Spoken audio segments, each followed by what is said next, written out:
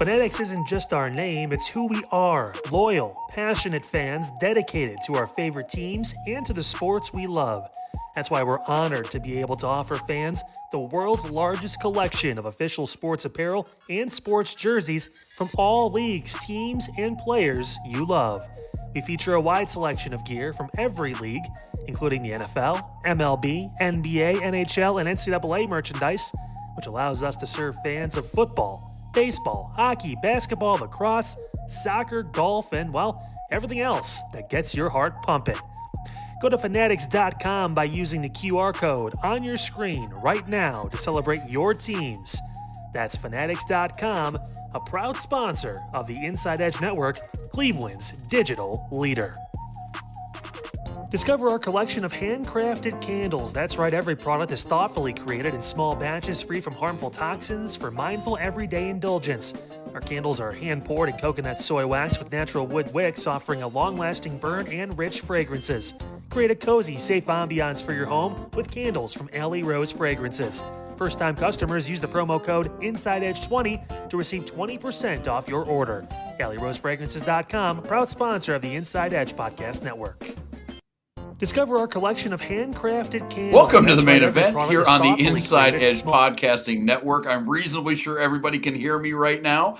I am Rob Rozycki. We got AA Anthony Alford, Eli Moon, who are both just absolutely pulling in Herculean efforts right now. If we are a little bumpy, please excuse us. We are currently upgrading our technology, and anybody who understands that understands there's going to be some kinks along the way. But gentlemen, now that we're on air, how are we doing today? Oh, we are good. Let me explain this to you guys. Basically, what I've been doing for the last couple of minutes is like flying a spaceship. And as you both know, I don't drive very well. So this thing, we are trying to figure out how to get this thing up and landing. We're up in the air, though. We're up, we're flying, and I'm feeling good. Weekend was good. A lot of crazy stuff just happened in the sports world. The sun was shining in Cleveland. Cannot complain too much. So, yeah, thanks for asking, Rob. AA, how are you? I'm good. There's a lot of new behind-the-scenes stuff with our new program that we're using that I'm excited for. I don't even know if Rob heard me during the commercial break, but we can communicate during breaks. I didn't hear you this time. I heard Moon. But and then Moon overpowered the both of us, saying that we got 10 seconds. And nobody in the public heard that, which is a win. yeah, it was. Hey, I'm not gonna lie. I was liking. I could talk during breaks, communicate. Dude, I'm excited. I'm very excited. I appreciate the patience for everybody out there. Just as we kind of transition to our new behind-the-scenes stuff, but same main event, same Inside Edge Network, same Cleveland digital leader that we're gonna bring you everything different. And I'm gonna hand it back to Rob because that's usually this is like the one show I don't have to like steer. So Rob, you go ahead and do your thing. We'll do our thing here on this Sunday night. And for the first time in a long time, we don't really have a whole lot of brand new Cavs turmoil to be talking about right now. On the other hand, we do have some drama happening in the NBA in general. The NBA Finals is set. The San Antonio Spurs will be facing the New York Knickerbockers. Who've been waiting now for about 6 days, it seems like. They're going to be waiting almost over a week before they play game one between Monday and I think Wednesday is coming up now. So, yes, we have our NBA Finals set. We have the 7'9" alien against the mini point guard in Jalen Brunson. We can talk about that. We can also even talk about how we got there. Obviously, the Cavs stuff, that's been rehashed, and we'll hit that next segment, too, with the Cavaliers specifically. But we had a Western Conference final between the Thunder and the Spurs that ended up being completely as advertised. I was completely entertained all 7 of those games. Yeah, it was a really fun Western Conference Finals for the lack of Eastern Conference Finals we did have with our Cavaliers and the Knicks. And I think this was really cool. A lot of people in the league have talked about, is this Wemby's league? Is this SGA's league? SGA with the back-to-back MVPs was trying to win back-to-back finals, and the finals MVP obviously didn't happen. And I think this was a big coming-out party for the San Antonio Spurs. Victor Wembanyama doing his thing. I mean, he is larger than life in everything he does. On the court, the way he handles himself in his post-game pressers. You heard him talk about Greg Popovich and his relationship with Pop and everybody in San Antonio, really, that has helped him along this journey. And that team's loaded. I mean, if you thought they were arriving, well, they've arrived. Dylan Harper, the number 2 overall pick, I believe, in this past year's draft. You have Stephon Castle, who was the 4th overall pick the year prior, and then Wemby, obviously the number 1 overall pick. I mean, they have a team that is just ready to go, and I think they're the favorites in the finals. Not to jump too far ahead. I know we got, just talk about this Western Conference Finals, but I think the Spurs are hands down the best team left out of them and the New York Knicks when it comes to who, if I put the ball in somebody's hand and they're going to go win a game, who do I trust right now? And the guy I would trust the most out of anybody on both teams is Victor Wembanyama. Yeah, it's clear that the best player remaining in the finals or in the playoffs is Wemby. That is clear. I told you guys, I'll share with the audience, that I truly believe, barring injury or anything like that, Wemby is going to finish as a top 10 all-time NBA player. I think he has all the tools. He's a cheat code out there. I think he's really, really that good. I will say this, just as an early preview, because New York has had all the rest, here's something to be mindful of. 7 of the last 10 NBA champions have had more rest between the conference finals and the NBA finals versus their opponent. So New York, that recent history is on their side. They're going to have 8 days in between. And I'll say this, Rob, just as an early preview with the finals, the first 3 rounds, we have had a series go 7 games. I'm actually predicting, I'm not going to give you which team I think is going to win, but I do think this finals will go 7 games. I think New York will put up a good fight with San Antonio. I think New York is more evenly matched than what people are giving them credit for against the Spurs. So I think it's going to be a great NBA Finals. Well, and to that point, and I'll counter Eli a little bit here too, when he said, it's unquestioned that, if you had to pick one player on the court that had the ball at the end of the game is Wembanyama. Jalen Brunson is the best closer in the sport. He's not the best player. He is the best closer in the sport. And, when you're talking about last 10, 15 seconds of a game, last 2 minutes of a game, we saw it here in Cleveland. I think that dude will be able to do whatever he needs to do. But, if you look at these rosters right now, I think it's going to be, San Antonio trying to figure out a way to stop Brunson, and it's going to be New York trying to find a way to stop, Wembanyama. Yeah, I understand that there are other guys on these teams who are worthy NBA players and are good enough to win a championship for sure. But when you look at that, and it's 2 extremes too. You got the 7'9" alien, you got the midget point guard. It's 2 guys that are kind of hard to guard just for anybody's sake. So yeah, it's going to be I think a hell of a series. I wonder what promo the NBA will air in a couple of days to tell us who will win this thing. Because it seems like they're getting pretty good into doing that. And I know we didn't hit this at all pre-show, but I want to hit this for a half a second. When we're talking about the NBA being, the script and rigged and all those words we like to use, it's probably not the best idea to involve your product in a scripted WWE storyline. And I'm talking to you, Danhausen, talking to you. And I don't think that's really doing any wonders for the people who think the NBA is predetermined. However, though, we'll see what happens. I think it'll be entertaining either way, if predetermined or not. But, Wembanyama is going to have the chance to kind of take that, first step. That's going to be the thing with Wembanyama is that he wins the title this year. The Spurs win. He's about 20% of expectation level? Mm-hmm. Like, I heard, Michelle Beadle, Spurs fan out there saying – if they had 3, she would consider it a disappointment. So we're going to watch the start of something that's going to be occupying the NBA for the next 10 years. Like I think it's going to be very, very tough to win a title, an MVP, a Defensive Player of the Year, anything starting this year. And right now, at least we get to watch Wembanyama right now while he's a good guy. And next year I'll start hating him because he's going to be the favorite. Yeah, and I guess, in no disrespect to Jalen Brunson with my comments. Yeah, I figured. I didn't think you were beating on him. No. But let me be clear, I guess, Rozycki, just to respond to that, Victor Wembanyama, the one thing he's got that Jalen Brunson doesn't have is a limitless ability. And I'm not trying to put Jalen Brunson in a box here, but for a moment I will. Jalen Brunson can only do so much. He's an all right three-point shooter. I don't think he's lights out. I think he can get into spaces and creates opportunities for his teammates. And yes, he has hit many a clutch buckets. However, Victor Wembanyama could pull up from the logo at a random casual time like he did with 33 seconds left in, I believe, game one to send the game into overtime. And he had a big bucket like that. I'm not seeing plays out of that like that from many NBA players. So all due respect to Jalen Brunson, but what we're seeing with Wembanyama, this is like what they talk about when they're like once in a generation. Now, granted, I'm 28, so I've already seen my once in a generation. Double A's already seen his once in a generation. You know, you've already seen, like, LeBron is that for most people. Like, I know. But we didn't want to guess your number, but I was assuming it was like, okay, 3 Where do you think I start from? Like, what? We didn't want to be rude. We said Michael Jordan. You think I was watching Dr. J in '78? What the hell? We know we thought you had the windmill going. Like, hey. but all that to be said, I think this is like for a lot of like, you know, whatever, teenagers, young teenagers, you know, even 18-year-olds. This is like their once in a generation. Victor Wembanyama is like how people reacted to LeBron James. We just feel it a little bit deeper in Cleveland because LeBron's from Akron. He came to Cleveland. But think about for somebody that saw Wembanyama early on, you know, a younger picture of him in a Spurs jersey, and now to see him here doing his thing in San Antonio, this is like their way of having like a storybook kind of hero in their town, and the way they embrace the Spurs.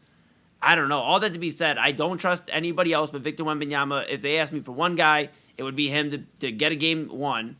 And also, I think this is going to be a turning of a new era. Either the Knicks are going to bring basketball all the way back to the forefront of New York, or this is the Wembanyama era and we're fully in swing. Just like we saw in the NFL with Mahomes, I think we could enter the same thing here with the NBA. We could. Johnny in the MLB. We got it all going right now, period. Right.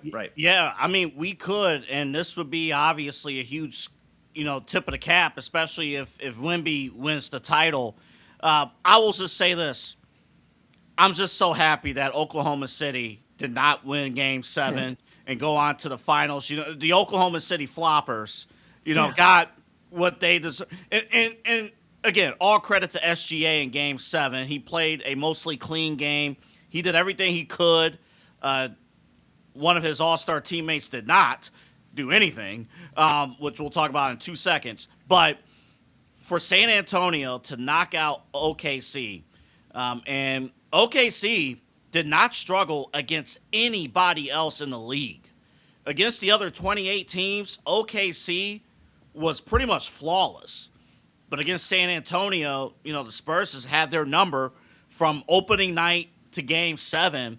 And I think the Spurs, they're obviously ahead of schedule. That's what's scary about what the Spurs are doing, is you would think with Wemby and with the Spurs, you know, this was, you know, a year or two ahead of schedule, but they're here. And if this does become a dynasty, or this is a situation where San Antonio, Oklahoma City are going back and forth at the top of the Western Conference, it's going to be exciting basketball for NBA fans across the board. Well, my question, and you brought up the OKC Floppers. What would you rather have as a fan? Would you rather have the most valuable flopper in SGA, or do you want Wembayama sitting on the sideline ordering the code red to the Plumlees and the Biombos of the world that have them get on in there, and then they go in and they execute the hit? Because that happened. Like, I don't think that's a debate. I think that happened. Like, literally, the actual lip reading and the actions kind of speak for itself. Yeah, but, you know, I got to be honest. You know, and Double A already said it a little bit here with Wembanyama. He's going to be a hero until he's a villain. So this is the finals that we could celebrate. You know, he's playing the Knicks. So however you feel about New York, I think most of the nation will be rooting for Wembanyama and the Spurs. But this will be his hero finals. And if he gets it, awesome. And then after that, he will turn into the villain very quickly. I wasn't the biggest SGA guy, like, going into, you know, before they won the finals last year. I wasn't even, like, that impressed. I've stood on it. I think he's a top 5 guy. You got to give him credit in terms of his accolades and all that. Right now in the league, he's top 5. I don't think top 2 or top 1. But I wasn't a big fan. Wembanyama, however, I have this, like, okay, I rock with him. But just like SGA has now become the ultimate villain to everybody, to the point where they're making operation games about him with Underdog, you know. Now we have Wembanyama, where he's going to enter that same thing. This is what the NBA does. But eventually, somebody's going to have to be a hero, right? You know, the NBA has always thrived off of having at least somebody they can be like, this is the face in a good way. And I think Wemby's going to more so embrace that villain thing because of, like you said, Rob, the hits with Biyombo and Plumlee. Just kind of like the straight to the point nature. And some people don't like that. I appreciate it. I appreciate that he's like, I'm going to tell you exactly how I'm feeling. Some people don't care for it. They'd rather the politically correct response. But I would take that over Oklahoma City, the entire team flopping their way through games. It was just tough to watch. It's a tough watch. I mean, to the point, and it wasn't just, SGA is the captain of all of it, but it's not just an SGA. It's the entire team. You got Jay Williams on ESPN calling for Oklahoma City and SGA, life alert comparisons and stuff. Like, it's a tough watch. I at least, once Wemby goes heel on us, goes bad guy, I'll at least be entertained. I'll be mad and entertained, but at least I could watch it like, okay, we got to stop that. Well, that's I watched the officials, Rob, struggle until the last couple games of the conference finals, struggle to call foul. Like Tony Brothers was terrible in Game 5, calling fouls for every single OKC flopping attempt. The entire team. Well, and ultimately that's why they were doing it, is because they were being rewarded for it. And correct me if I'm wrong, they actually did put an anti-flopping rule in to start the season. So, yeah, apparently that just went away. But, it's really tough. The stoppages every 15 seconds, the fact that you got, the fans in San Antonio handing Oscars out to the Thunder after plays, like, it's not making the league look good. It's not a good product to watch.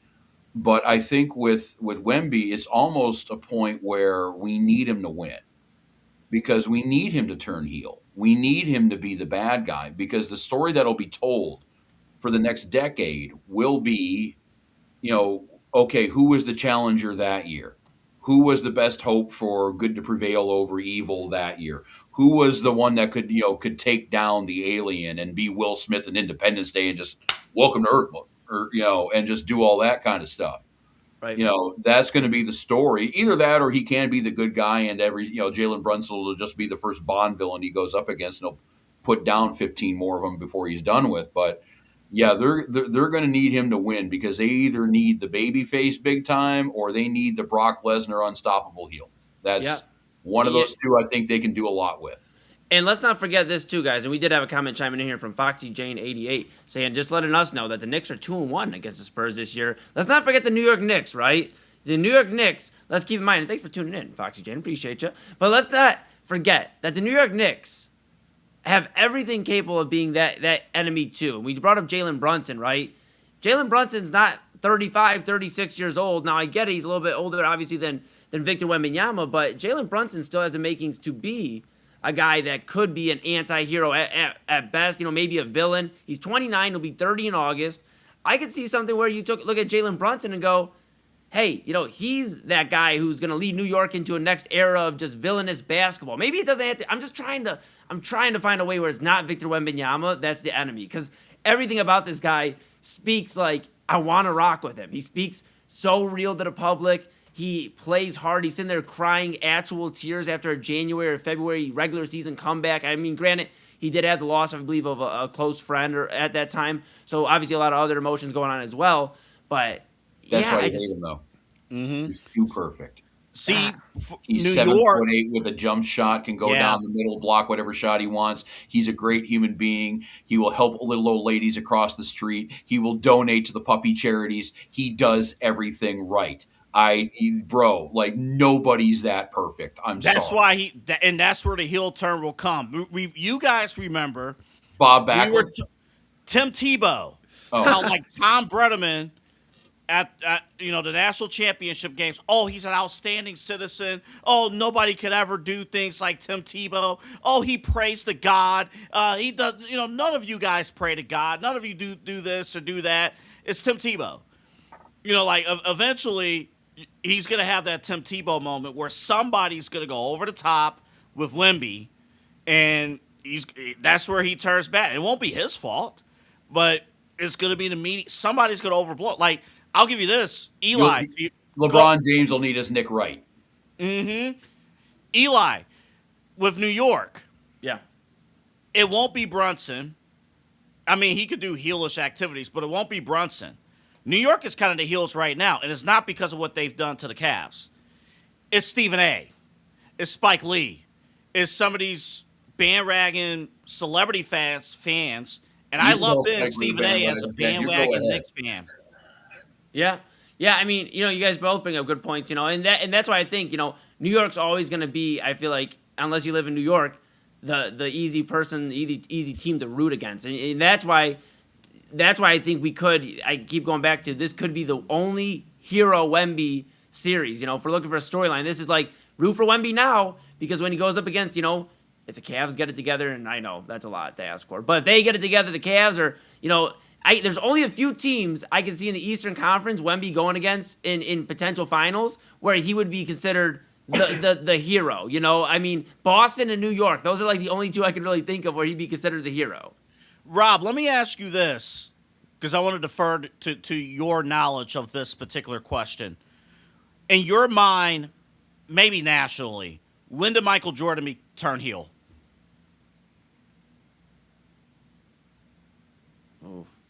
The Last Dance. I'm not a good one to ask that because I was how Eli feels about LeBron growing up. He never, and I grew up a Pistons fan too. He had to, we beat him down and then he beat us to get that first title. I think that was like asking Rob when was ever any sort of toxic you didn't like him if you were a Cavs fan and he was going to go in and kick your ass in Richfield or something like that. But I don't remember any national toxic kind of flow on him. I really, really don't. Maybe it was because there was no social media. I don't know. That's a good. Wow. That's an interesting observation. That's very interesting. Because dude, he was doing Space Jam in the mid '90s. I never got tired of Jordan. LeBron did Space Jam. Everybody's rolling. Half the country rolls their eyes. I don't know if I was just not in that half of the country that rolled their eyes the first time around, but yeah, I don't remember ever Jordan was instantly deified. 6 titles, 6-0 in the finals, 6 finals MVPs. We all can kind of recite all that stuff off. And and you look to this day, you still got the guys with gray in their beards beating back dudes like Eli saying, "No, Michael Jordan was the greatest of all time," even to this day. Yeah. I'm trying to think of any other celebrity, or not celebrity, but major NBA player that was almost universally loved throughout their entire career. Kobe was not. No, ask the people of Colorado in the early odds. And a lot of people picked Shaq over Kobe when they broke up. I would say Dwayne Wade was universally loved for a while until he was until they did the Heatles with LeBron and Bosh. I mean, I don't think Dwayne Wade. I at least in my knowledge. Now, granted, I was a little bit younger, but I would say Dwayne Wade. Dwayne Wade was embraced as the next big thing. He was the Flash. He was rocking and rolling. He was the first in the '03 class to get to the finals, win the finals. I mean, I would say maybe Dwayne Wade. That's a great. But then question. he did kind of have that run with LeBron that everyone was kind of over it. That's what I'm saying. I mean, I think everybody eventually, it's like, what's the quote? Either, die a hero, live long enough to become the villain. And I think that's kind of the way, especially the NBA, a lot of these guys become the villain. Think about Kevin Durant. Kevin Durant was loved in OKC. And then the moment he turned to Golden State, it was he became villain number 1. Well, he did that to himself. Screw him. Yeah. I know. I'm not saying he did it. There's I'm a not lot saying of he did reasons it. why it can happen, self-inflicted or not. There's a lot of reasons why it could happen. I got new game on in here right now. Well, new game. It's an 87 finals game between Boston and LA right now with McHale and Bird and Worthy and Magic and Kareem. And all of those players had their haters. Larry Bird's revered now, for sure. He's, an American folk hero at this point. But, especially when it was those 2 coastal teams, man, you had to decide that you liked and then you had to decide you didn't. Yeah. And I think maybe, I don't know. I'm just trying to think. I don't know if Kareem, if you go on to go, I'm not, Wilt Chamberlain going all the way far back like that. Yeah. There's half Boston hated Bill Russell. Yeah, there's just not a guy that was universally loved his entire career. Maybe Dirk, but Dirk didn't win to the end of his career. Yeah, Yeah, Dirk was never really hated. Dirk, Yeah, that's what I'm but saying. Eli says it right. Dirk never burned anybody in the playoffs to kind of make everybody go, "Hey, that so and so piece of whatever," Yeah, not to the end of his career. Yeah.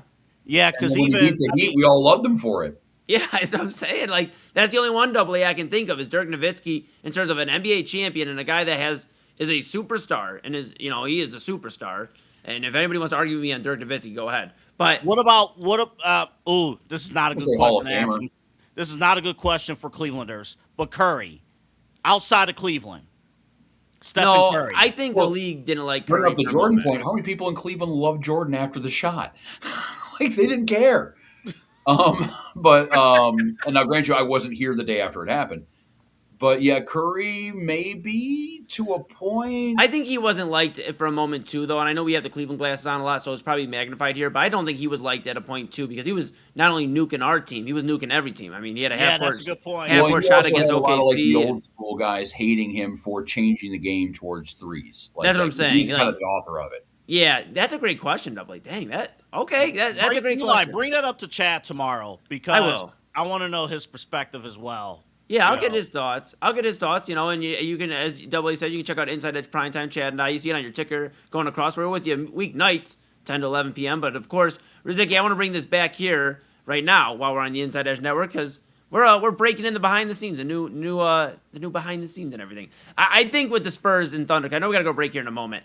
I think with the Spurs and Thunder, what it's going to come down to, guys, just to bring it back to the finals, is going to be the health. You know, we talked about it all the time with the Cavaliers, and with these two teams, it's the same story, I believe. I think they're equally as deep. Maybe San Antonio is a little more of a deeper team rotation-wise, but I think the fact that Jalen Williams is battling a lot of health problems. Chad Holmgren's not hurt, but he's playing as if he's hurt. Yeah, so, you're playing as if he's hurt. And I think that's what it's going to come down to. It's going to come down to guys like Devin Vassell for San Antonio, Julian Champagnie, those guys making an impact. Keldon Johnson, 6th man of the year. I think those guys. And then you have Harper and Castle. De'Aaron Fox, mind you. I think that is one of the sneakiest things ever. That De'Aaron Fox went from being the man in Sacramento to being okay running with Wemby and these guys and being one of the quote-unquote elder statesmen on the team. It's just crazy to me. One of my favorite stories, though, back at the All-Star break, the Philadelphia Sixers wanted to put on Mac McClung onto their roster so they could have a representative in the dunk contest and do good with that. Guess who they waived to make room for McClung? Oh, it was Champagnie, wasn't it? Yeah, you just mentioned him, Julian Champagnie. Yeah, and That's right. that might be one of the reasons why Daryl Morey is no longer employed with that particular franchise, and they had to raid Mike Gandy from us. But so that's just one of my. And he had 20 points in Game 2 or Game 7. So that just kind of shows one man's trash is another man's treasure. Yeah, Daryl Morey made a few questionable calls. Yeah, Champagnie and then McCain. Just guys out there balling their hearts out. I will say this. I'm not going to make my preview tonight because we have weekly coverage, so I'll probably make my preview closer to Wednesday. But I kind of already leaked it in the daily chat. I feel like Spurs have the edge, though. I'll say that. I don't know if something exciting just happened in that finals game, Rozycki, but no, this game is so old. They were talking about the Larry O'Brien trophy, and then they showed Larry O'Brien sitting in the third row. Okay. Wow. Okay, that's Wow. crazy. That's crazy. Well, the good news is a Larry O'Brien trophy will be lifted again. I will not have Larry O'Brien this time. No, he's been dead for a considerable length of time. Yes. So, I don't think anybody can lift him up. No, at this rate. No, I actually have never seen a picture of that. This thing's so old. It's 83, by the way. David Stern has a mustache. But yeah, that's I'm literally watching programming that's 50 years old all the way around me. It's great. But yeah, we'll get into speaking of NBA championships and Larry O'Brien trophies. Clearly, we saw, especially the last 4 games of their playoff run, the Cavaliers are not equipped to be playing for this particular trophy. Because again, you look at New York, obviously they beat us, and Oklahoma City or San Antonio, I don't think Cleveland stood much of a chance against.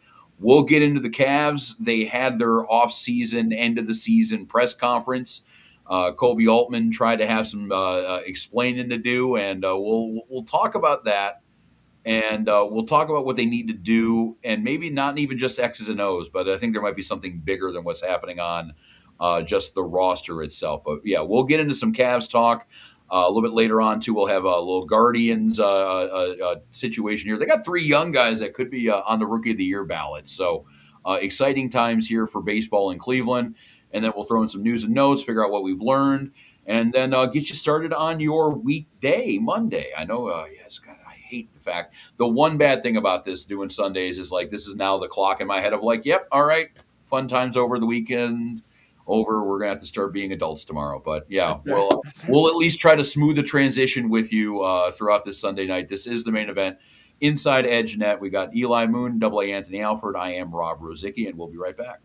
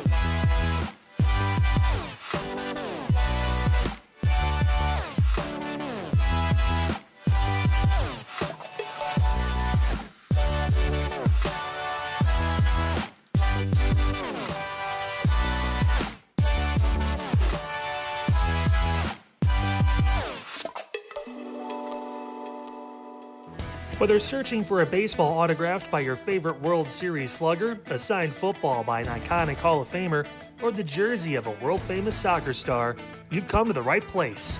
Here at sportsmemorabilia.com, the web's leading source of authentic sports memorabilia, you'll find more than 500,000 authentic products from nearly every professional sports league, team, and players.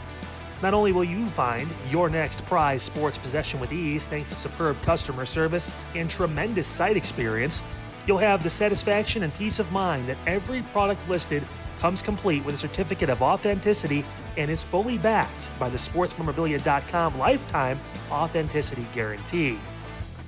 Go to sportsmemorabilia.com by using the QR code on your screen right now.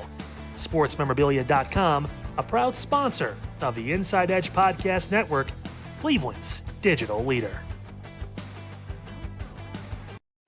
Whether searching for a find us on InsideEdgeNetwork.com for the latest information on your favorite shows, personalities, and network partners. Plus, guess what? We have a merch shop. That's right, we have network polos, t-shirts, champion jackets, hats, and bottles. Rep the network. Every purchase supports independent sports and entertainment media. Use the QR code on your screen right now to check out InsideEdgeNetwork.com. That's InsideEdgeNetwork.com. Clean energy, bold flavors, and no jitters. See why people won't shut up about Dubby. Clean energy, no jitters or crash. Whether you're starting your workday or getting ready to exercise, Dubby Energy helps you lock in and focus. With over 15 flavors to choose from, you can't miss. Order Dubby Energy right now by using the QR code on your screen and use the promo code InsideEdge10 to receive 10% off your order. Dubby Energy, your energy-focused sponsor of the Inside Edge Network, Cleveland's digital leader. Small business owners are superheroes, but nowadays running your business means doing so inside your shop and on social media. That's why you should make Omega Video Marketing your sidekick. With a decade of content creation experience, I create dynamic, informative, and fun videos for your specific social needs that will increase brand awareness, get you more followers, and keep your social pages and websites current and fresh. I offer flexible pricing and turn times and will work with you to understand your brand and your story. All of that comes from the heart. My award-winning expertise is just the cherry on top. So let's get connected. After all, your brand is the alpha and my expertise is the omega. Small business owners are super.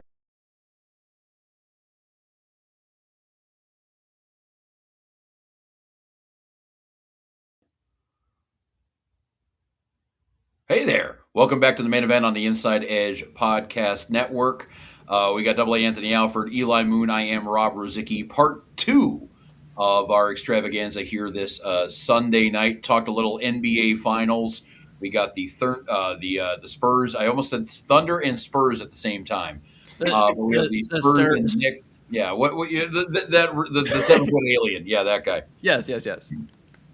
We got those two teams facing off, and I think most Cavs fans are kind of, if they were watching the Western Conference Finals for the remaining few games, I think one thing became painfully clear was even if you did get through New York somehow, even if you did come out of that East, this team is clearly not built to compete with either monster that resides out west, and that's not even saying if Denver gets any good, if the Lakers heat up or whatever.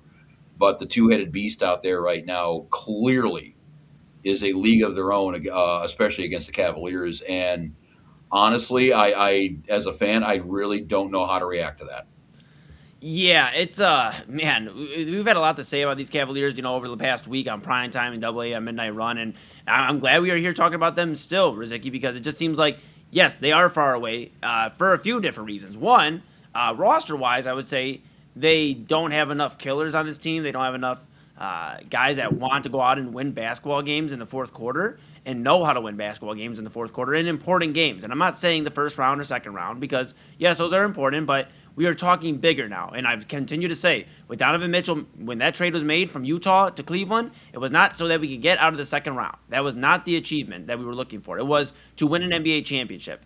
And unfortunately, with Donovan as the guy, it has not amounted to anything. And I know we're getting, again, we're going to keep prefacing, behind the scenes, we're moving a few things over, so we don't have all the videos we typically would have here tonight. But the one video I would go to, that my mind goes to, is the 9-second video we played last Friday here on the Inside Edge Network, was Donovan Mitchell saying, you know what, we may win a title here, we may not, but I've won in life.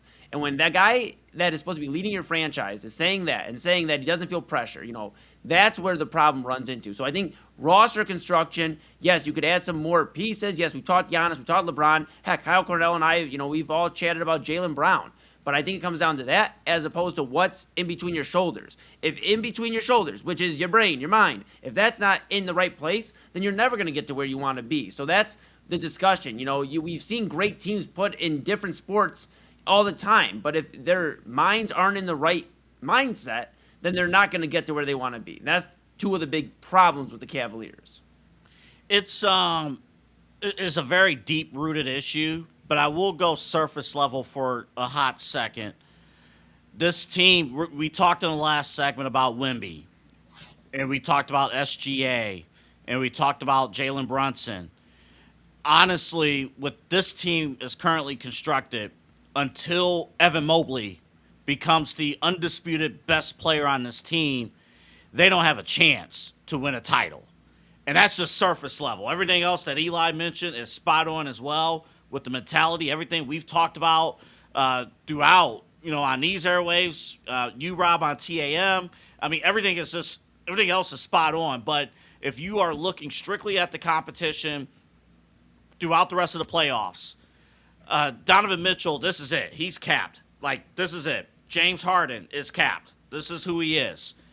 Jared Allen is a really, really, really good player. Really good player. But Evan Mobley is your difference maker. And until Evan Mobley becomes the undisputed best player on this team, and Evan Mobley has taken steps in these playoffs. He has. I'm not going to deny it. He has taken steps. But until he becomes that killer that Eli was just talking about, and until he becomes the undisputed unicorn, that best player on the team, I think that is your difference maker, because no one on this team, Rob and Eli, are A-level players. Well, no, I think Donovan's an A-level player. I think Jared Allen can be. I think Evan Mobley can be. The problem is the consistency. They're out there all the time. And I think, though, and you need several A players to win a title, where the Cavaliers are at, if you want to take it from a surface, from a roster construction level, and we can get into, do they need bigger guards? Do they need more defense on the perimeter? Do they need more of a reserve big guy? Sure, we can get into all that crap. But the idea of having Donovan Mitchell being your best player is not going to give you a championship. It's just not. And if that guy is Evan Mobley, fine. I'm beginning to lose hope that it is. But the Cavaliers, where they're at right now, if you want to look at the roster, they need to have a player to pair with Donovan who's better than Donovan. And I'm not trying to disparage the man at all. He's a hell of a player. He's going to go to the Hall of Fame. He's going to make a lot of money in this league, and deservedly so. But that's just the reality of the situation. Now, when I saw Kobe Altman and heard him speak earlier this week on his, basically eulogy for the 2026 season, I realized something. And it wasn't the fact that, it was, we were bitching about, it seemed like for, 2 full seasons, it seemed like, since last playoffs anyway, that there was no accountability on this roster. There was no accountability on this team. I brought up the fact that if Michael Jordan dropped a 22-point lead in the fourth quarter in the Eastern Conference Finals, he would commit assault. And Kobe Bryant might commit murder. And I'm not saying they need to be that extreme. Eli, I actually did like the idea that Donovan Mitchell has found a complete life without winning a title. I do like having that mental stability there. But that doesn't change the fact that there's nobody in anybody's face saying, bro, what are you doing? Why are you embarrassing us? Yeah. I thought that was a Kenny problem. Yeah. Yeah. What I realized, sorry. No, you're good. Go ahead. What I realized is an organizational problem. Mm-hmm. When I heard Kobe Altman talk about, in glowing terms, Evan Mobley, Donovan Mitchell, James Harden, Jared Allen, talking about how it seemed like there was no flaws really with anybody there, and it was just some bad luck they ran into. Yeah. That implies to me that it's not a Kenny problem. It's over his head. His boss is, patting everybody on the hind end after a game and handing them some orange wedges and a Capri Sun saying, great work, everybody, ice cream afterwards. We need to have somebody either as a coach. I don't know if you need to get like, Miami did with Pat Riley, and get that czar in there who is going to be like, no, you're going to do it your way. That's fine. Either it's going to adhere to what we do, or you're going to be doing it in Denver. I don't give a shit. Yeah. No, I don't know. We might need to have that presence there. And I don't think it's Dan. I don't think it's Kobe Altman. I don't think it's Kenny Atkinson. And I don't think it's anybody on the roster. So they need to find somebody who's kind of the alpha closer for, they need a Jalen Brunson. That's what they kind of need. Well, and to bring it back, in Double-A, you touched on it a little bit here. I think what the Cavaliers are running into is they need to make a decision, and they have a decision to be made this offseason. Is it Evan Mobley or is it Donovan Mitchell? You brought up, Rob, that you believe Donovan Mitchell's still an A, player, and maybe not A+, but an A player. Same Mobley can be. He's a second option on a championship team. But I'm having a tough time even believing that right now. I don't think he's Because an A player. That I will disagree with. I don't think he's an A player. Yeah, and I know that, Double A, and I know you got some thoughts because we've talked about it a little bit on Midnight Run. We've shared the same sentiments, but just to bring it here, on Main Event for our Sunday audience, I think Donovan Mitchell is at best a third option on a championship team. He has not improved in any way other than, okay, he can score the basketball. Well, he can score the basketball in Utah. He has not improved as a passer. Now, we've seen a few flashes. Game 7 against Detroit, magnificent. I mean, a great game. But defensively, he's never really improved. Passing the ball, he's never really improved. He's kind of the same product we got from Utah. We traded for a stunted growth product. That's what we got with Donovan Mitchell. He's a nice guy. He's a community leader. That is great. That is phenomenal. But in terms of winning basketball games as a number 1 or number 2, I don't see it. That's why the Cavs aren't just talking about bringing in LeBron and everything's fixed, or Giannis and everything's fixed. They're thinking about bringing both guys in or bringing 2 moves in because they know that they don't have an alpha between Donovan and James Harden in that backcourt, which begs the bigger question. If you're the Cavaliers, who do you put all your eggs into in terms of your future? Do you ride with Donovan Mitchell, which is more of the short-term future, and you go, hey, we think Donovan can be this A player, this A-plus player, this guy that can lead a championship team or be a very, very important piece? Or do you go with Evan Mobley, who's a little bit younger, and you go, we believe that Evan Mobley can keep turning into what we've expected, and it's not going to be Wembanyama. Let's get that out of everybody's head. It's not Wembanyama, and it's not Giannis. He's going to be his own different creation, but if that means he keeps growing and becoming good, you put all your eggs in that basket. Unfortunately for the Cavaliers, I don't think either one is an A player, so wherever you go, I think you have to make multiple moves, and if you don't, you're kind of sitting in the same spot because no matter what you add bench-wise, Double A, no matter what you do around Donovan, if you keep Donovan, or Mobley if you keep Mobley, if you're not bringing in true players that want to win a championship, that have experience winning an NBA championship, then what are we talking about here?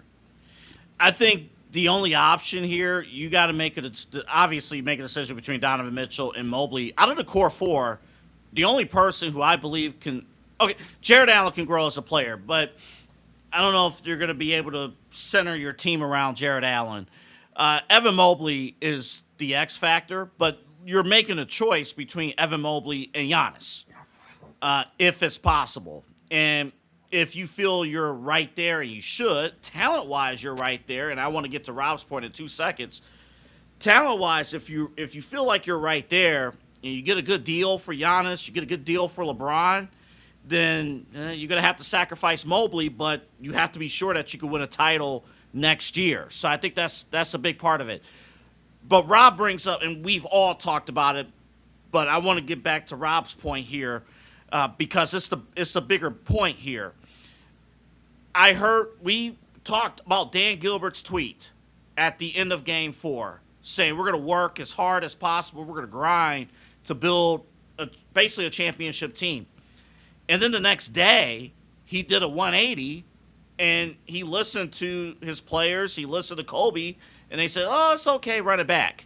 So Rob's point is and all of our points in some way is bigger because of that lack of accountability. I think the only way you could change it from that standpoint, if you can't bring in Giannis and you can't bring in LeBron, I would still target, it would be hard, but I would still target Jason Kidd for an assistant head coaching position.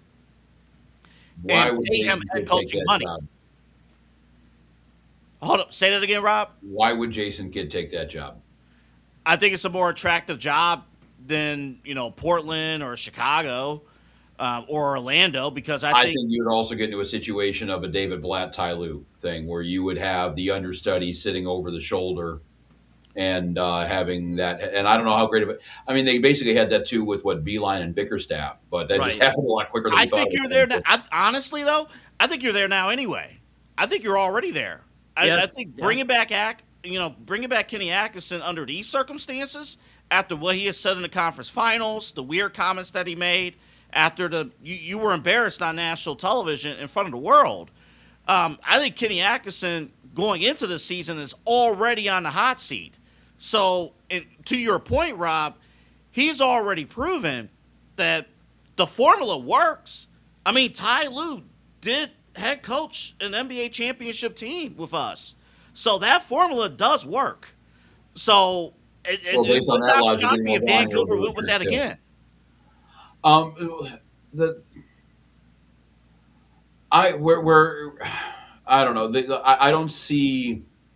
Well, I think first off, to your point of like choosing between Donovan and Evan, I think the market's going to decide that for us. I think to get Giannis over here, to get anything over here worth having, is going to be Evan. That's going to have to go. To get something, you're going to have to give up something.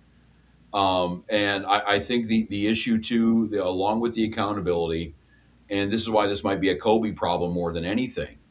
He's going to, and we saw with the Tarden trade, he traded Darius Garland probably about a season too late when it really came down to it. We were all kind of wondering why we kept it intact to start, this season up. And we were, and I think the reason for the hesitation on the trade and the hesitation for keeping this core together for as long as it happened was there is some success there. I'm not saying it was enough, but it was moving in the right direction. And you have Kobe there, you have the front office who have egos of their own, who saw this whole thing kind of happen and said, all right, this is going in the right direction. We're right. Why do we need to deviate from anything? Why do we need to say that we made a mistake with any of these picks? And I think that you have a lot of that. And then also, too, it takes a tremendous amount of balls to look at that situation and say, all right, we're perennially in the second round of the Eastern Conference Eastern Conference playoffs every year. Book it. It's there. We are in the Final Four of the conference every year. All right, blow it up.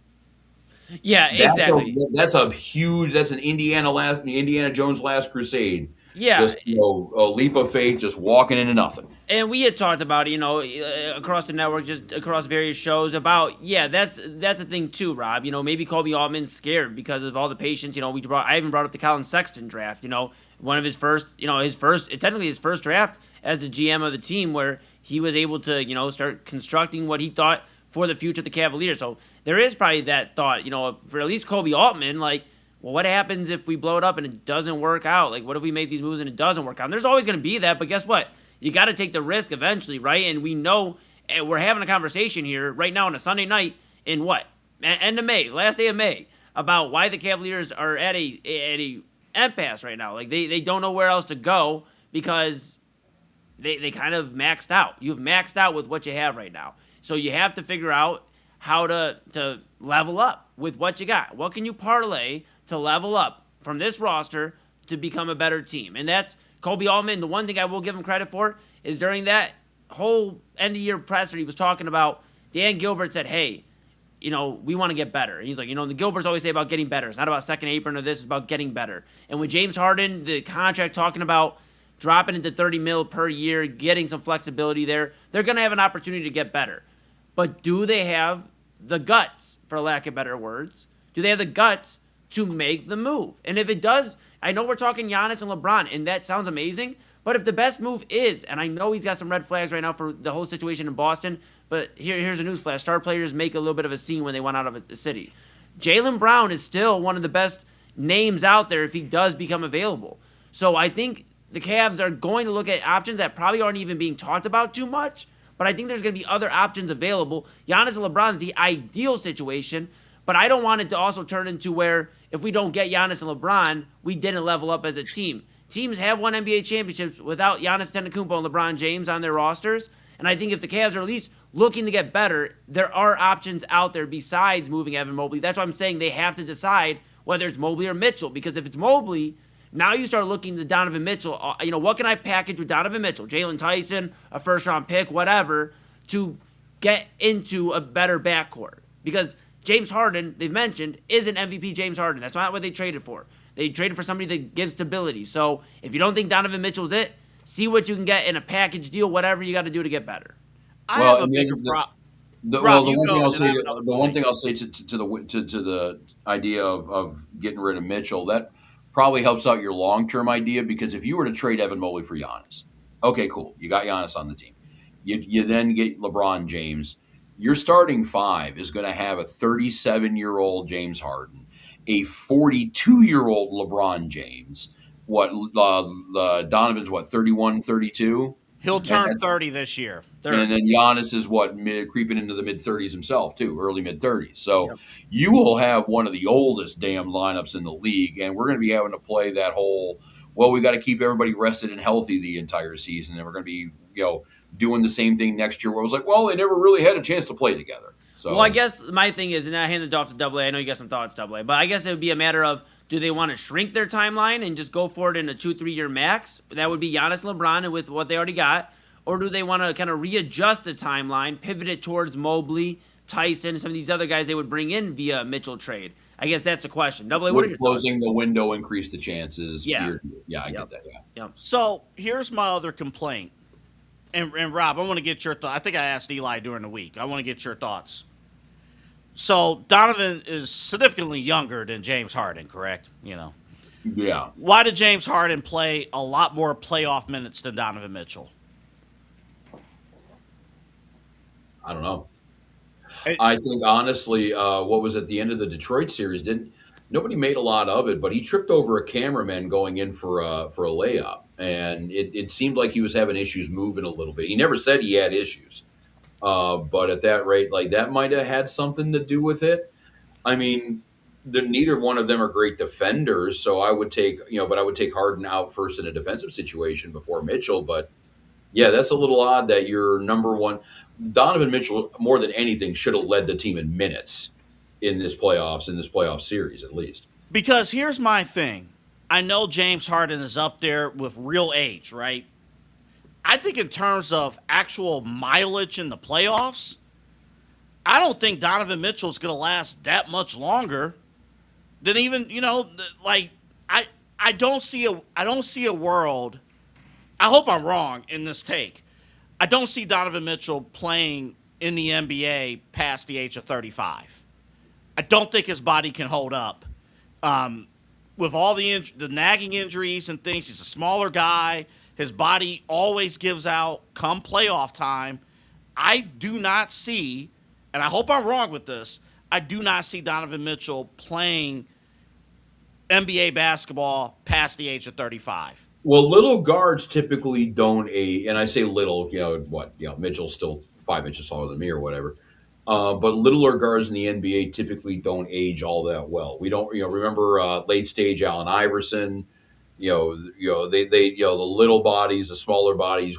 Isaiah Thomas popped his Achilles, I think before his right after his 30th birthday, and that was back when that was pretty much a game ender. So yeah, I mean. That might be the case where, they might view Harden at 37, his window kind of closing at the same time as Donovan Mitchell in his early 30s. So, yeah, I mean, at this rate, yeah, you might just have to, shorten the window long term just to increase your chances maybe this year and next. Yeah. So, go ahead, Eli. I was going to say, we got the comment section's blowing up over here, guys. They are trying to get their opinion felt as well. Just Foxy Jane over here saying, guys, please stop. You're not winning with a backcourt of Donovan and Harden, period. It doesn't matter if you got LeBron, Shaq, and Wemby behind them. Watch your head. I'm sorry. Yeah, I mean. No one will get to the hole. Yeah, they get past the guards, but they never go to the hole. Right. That's right. No, but I mean, the comment section blowing up. I put some, stuff up from Side Hustle Podcast, which I know is not Double A, Rob, because Double A is here with us, so it's Kyle. But I'm just gonna put it up here one more time. Yes. But he brought it up here, guys. I'd gladly swap Mitchell and Mobley for Jaylen Brown and Giannis. I think the overall synopsis of this, right? Because I know we gotta go to break here in a little bit. My final point on this overall synopsis is. Cleveland's looking for everything but what Kobe Altman and Dan Gilbert just did over the past week, which was we were looking for some sort of change, some little fire to light under this team, and everything was doused out water-wise and said, we're okay. We're just going to keep growing as a team. And obviously you got to have coach speak, general manager speak, but something's got to change because they cannot run the same roster back. They know they're at the end of what this roster can do. This comment right here is why, after this conversation, if I was the general manager, I'm looking to trade Donovan Mitchell right now. Because if I don't believe that Donovan Mitchell is going to play beyond the age of 35 and his body can't hold up, and defensively, I do agree, defensively he is lazy. I think because Donovan Mitchell, I don't think, and we could, let me take that comment off there. I do think because of all those things, I'm looking at potential trade value right now. I do not, under any circumstances, want to see Donovan Mitchell with a big contract with this team. Oh, lock it in. Yeah. I mean, Honestly, I don't think you grow as a team. Now, as an organization, and Rob, this brings it back full circle to what you talked about. If you're satisfied with this unit winning regular season games, you're going to average between 45 and 50 wins. You're going to be in the playoffs every single year, most likely in the second. If that's the goal, and you just want to have a fun team and sell tickets, that's one thing. But if you are trying to get to that next level, I think Donovan Mitchell is capped at where he's at right now, and I don't think his body's going to hold up. I'm looking to trade him right now. Get some value out of him.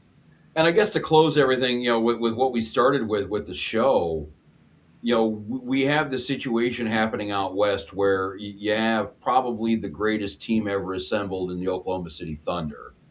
And then you have probably the greatest individual talent we've seen since LeBron broke into the league in Wembayama. Maybe the Cavs, and I don't know if this is good or bad, maybe the Cavs might just be sitting here going, you know what, as long as we're competitive in the East, because I don't know how the shit we're going to be able to take this thing up and take it all the way to an NBA title. So maybe we just keep what we have. We know we're good. We'll compete in the East. We'll be a top 4 team. We'll probably get a home series every year. We might even get the 1 seed here and there. But, do we just, kind of cut our losses and win a lot of regular season games while Wembayama destroys the league? Ask the Wizards how much fun it was being a second-round exit every year with Wall and Beal. They didn't have a lot of fun. That's why. Oh, I understand. Yeah, I'm just saying. I mean, dude, bro, we can have a Guardians conversation right now about that, because that's basically what we would say. That's what we say about the Guardians. And you punch me in the throat whenever I kind of support that whole idea. So I do. I mean, it's gotta keep you on your toes. situation. Got to keep you on your toes. You know what I'm saying? Got to keep you on your toes. But it's a frustrating thing, for sure. So it's going to be interesting. I think the Cavaliers. I don't know if it's going to be a bunch of little tweaks to the roster, or if it's going to be a gargantuan, earth-shaking, 5-alarm fire alert going around our phones, blockbuster trade. But I think it's going to be one or the other. I don't think it's going to be kind of a middle-of-the-road offseason for the Cavaliers. And we'll see if, they do want to make any changes to the front office or coaching staff, even after they said they didn't. Obviously, if they do, you can listen to the Inside Edge Net and make sure all of that information is up to date. But yes, thank you for listening here with the main event on the Inside Edge Net. We got Eli Moon, AA Anthony Alford. I'm Rob Rozycki, and we'll keep the NBA theme going a little bit while longer. We were talking about the Spurs, just now and at the top of the show with Wembayama, with Harper, and with Castle. That new core they have that could win them 1 billion titles would not be able to be assembled right now, because all 3 of those guys were top 5 picks in consecutive years. And they have now redone the draft lottery rules where that is just not going to happen anymore. That is not allowed. Verboten. We'll get into the new look NBA lotto. Is it going to discourage tanking? Is it going to discourage just playing basketball in general? It is crazy, but we'll get into it, and then we'll obviously baseball in the second hour, and then we'll get through what we've learned and some news and notes, and then get you started on your week on this Sunday night. This is the main event on the Inside Edge Net. AA Anthony Alford, Eli Moon. I'm Rob Rozycki. We'll be back.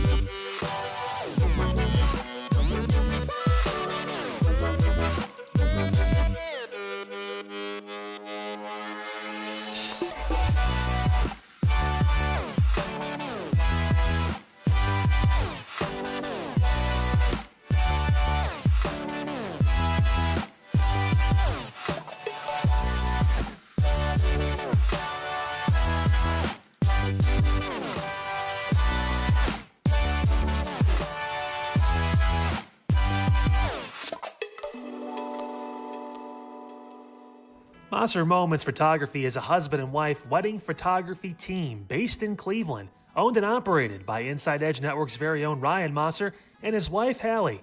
For the past 10 years, they've captured more than 100 weddings across Northeast Ohio and beyond, always working together as a true two-person team. Their style centers on authentic, emotional storytelling, documenting the real moments between two people in love and creating images that feel natural, comfortable, and true to the couple. Rooted in Northern Ohio but inspired by their travels, Ryan and Hallie bring a warm, personal approach to every wedding day. Their work blends experience, consistency, and a genuine passion for helping couples relive their best day through timeless photography. Learn more at MosserMomentsPhotography.com by using the QR code on your screen right now. MosserMomentsPhotography.com, a proud sponsor of the Inside Edge Network, Cleveland's digital leader. Find us on InsideEdgeNetwork.com for the latest information on your favorite shows, personalities, and network partners. Plus, guess what? We have a merch shop. That's right, we have network polos, t-shirts, champion jackets, hats, and bottles. Rep the network. Every purchase supports independent sports and entertainment media. Use the QR code on your screen right now to check out InsideEdgeNetwork.com. That's InsideEdgeNetwork.com.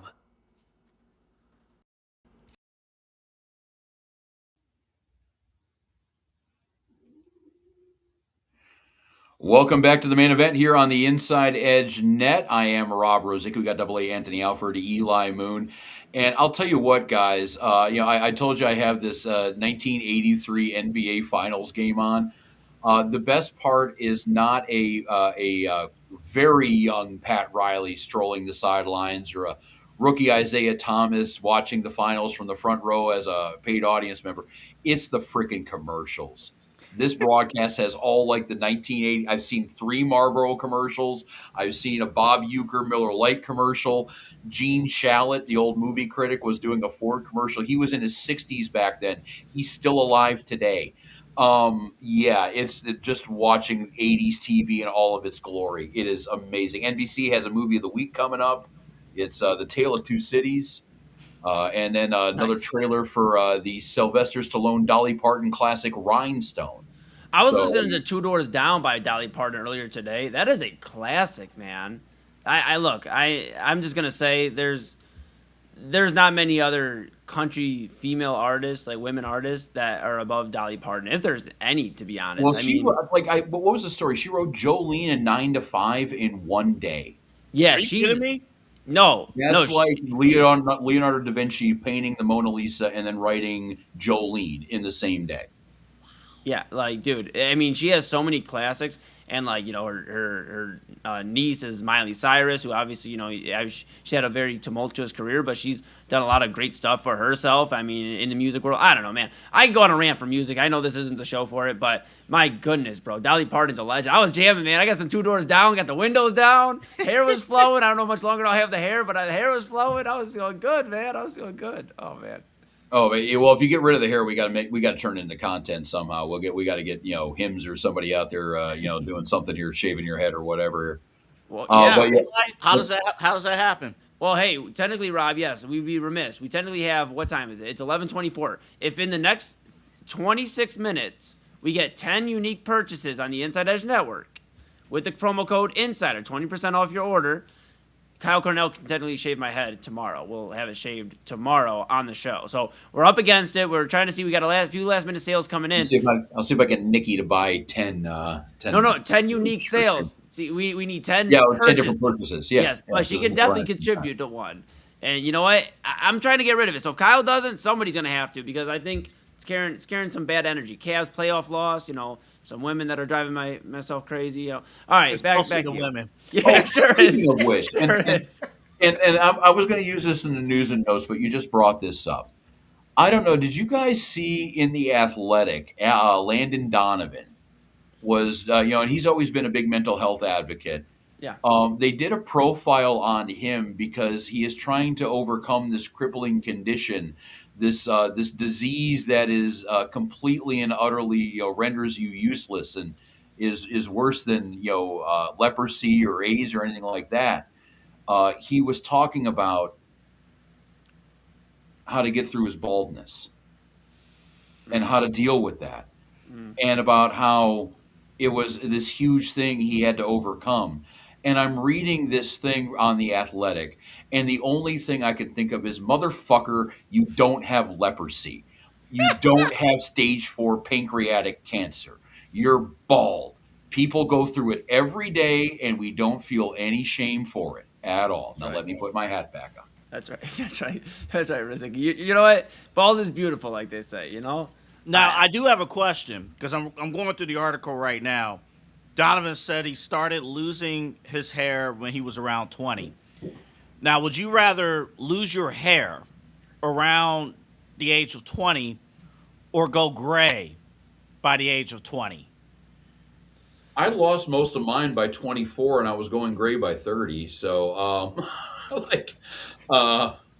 I'd rather, like a little bit older. Like if I'm 20, it's probably a little different. But now, like, I'd rather have the hair than have it be, like if it's gray, I don't care. That's where I'm at. But I can understand being a 20-year-old. We had one of the guys on our football team in high school. He was a senior when I was a freshman, and he was maybe 17, 18, and he already had the full widow's peak going, and really thin up top, and like he looked like he was in his early 30s. We thought he was like 21 Jump Street guy, but dude, I could thought not imagine that. I thought about dyeing my hair silver at a point in time. I was gonna dye my hair silver, and then my mom told me, Eli, don't do that, because if you do that and it doesn't change back, you're gonna be very sad. And my mom knows best, so I just listened to her, because I probably would be sad after like a week. I'd be like, this is cool for a week, and then I'd be upset. No, I will tell you, as someone, again, family history, we go gray early. And you don't want to believe it early on. Like early 20s for me, it's always somebody looking at your hair. In my case, it was a girl looking at my hair and saying, "Dude, you have gray." And at the time, it's like one string of gray hair. Oh, no. And the first thing I say, well, that's the lighting. That's just the lights. What do you mean? Double A. We just became video guys like this year. What do you mean? How are you going to tell? And now, look at all this. Look at this. Yeah, this is embarrassing. Well, I mean, I look good. I'm not going to say I don't. But it's just, I'm like, dude, like, you don't want to believe it at first. And then, you go with the family plan. I got to shave this off by age 40 if I go with the rest of my family. Oh, yeah, that is so true, because it's gray on one part of my hair, and then everything else is black. Like, you see it. Oh, yeah, kind of like the Tulsi Gabbard with like the one gray streak and everything else is jet black. Yes. Yeah, like to the point where I'm wondering if that's just a choice. Double, you should do like a gray stripe in your hair. You should do like a gray stripe, like right down the middle, like Wild Thing. I've thought about it. There have been days where I will openly admit, we are a mental health network as well. I have thought about dyeing this. And I'm like, no, we're not going to go through with that. No, I'm not going to do it. I think if you have gray, I think you embrace it. I think you absolutely embrace it. Bald, I can't speak to baldness at the moment. And I was talking with Nikki about it, where, like if I could take a pill and wake up magically tomorrow with a full head of hair, would I want it? And because, you brought up a couple of, if I were to dye this tomorrow and we're doing main event next week, and all of a sudden my entire shit's jet black here just for men style, like I would be getting my ass handed to me, and justifiably so, for the duration of the show, and probably for a couple months.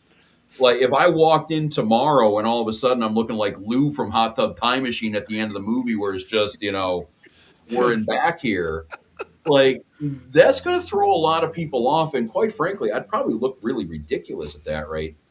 And, the other thing is the amount of money I've saved on haircuts, on shampoo, on hair products in general. Half the time, this is just bar soap. Like, if it's long enough to wash, it's long enough to cut in my book. And that's, like I have like one little travel bottle of shampoo that I use for after I cut my hair, and then I'm done. So I don't know if I would want to go back to This is a full head of hair deal. This is a shampoo, condition again, comb it out. Gotta usually sometimes blow dry it, depending if I'm going on a date or not. Well, excuse us. Oh yeah, I mean, for me, it's literally just throw a hat on or whatever like that in the morning and go to work or do whatever I need to do. Would I like to shower every morning before I go to work? But if I oversleep, I can get through it no problem, and not have to worry about out to here and looking like I just slept in a gutter. I think one of the go ahead, double. Go ahead, Eli, you're good. question for you. Yes. I got a question for you. Got an answer for you. Because you got to think about, so when Kyle cuts your hair, Yeah. would you rather be bald or grow gray? Do you even have gray hair? Do you have any lick of gray hair? I don't think so. I don't Oh, think so. my goodness. I'm sure that'll change. That also helps you out too with that. You can hide gray a lot easier than me and Double A could. I'm gonna have white hair is what's gonna happen. I'm gonna look like Dumbledore from Harry Harry Potter. Yeah, thank you. Oh my goodness. I don't know. So I've had a buzz cut once. I know we're supposed to be talking NBA draft lottery. I'm sure we'll get to that in a little bit. But what I will say about this is I went bald once. As you guys know, I'm not the biggest Ohio State guy. It's changed a little bit since my little brother goes there now, so I have a soft spot in my heart for the Buckeyes. Go Buckeyes. But when I was in high school, I bet against them the Cardale Jones year, and I actually got my head shaved. Like I went to Great Clips because I was like, whatever. I mean, I'm not spending premier money to get there. We're just doing a buzz cut. Shaved it down to basically like little bit left. And that was the only time I was bald. And it was really ironic that I did it right before prom. My mom was thrilled. She was like, oh, nice. You have no hair and you're going to prom. And you've had hair your entire high school. Oh, my mom was mad. I've seen my mom like actually like mad like a few times. That was one of them. And she let Papa Moon know. She's like, why did you take him to get his haircut? He goes, because he lost a bet, and we got to pay up. so if that tells you anything, Papa Moon's going to make sure the bet's seen through, okay? I lost like $60, and I got my head shaved.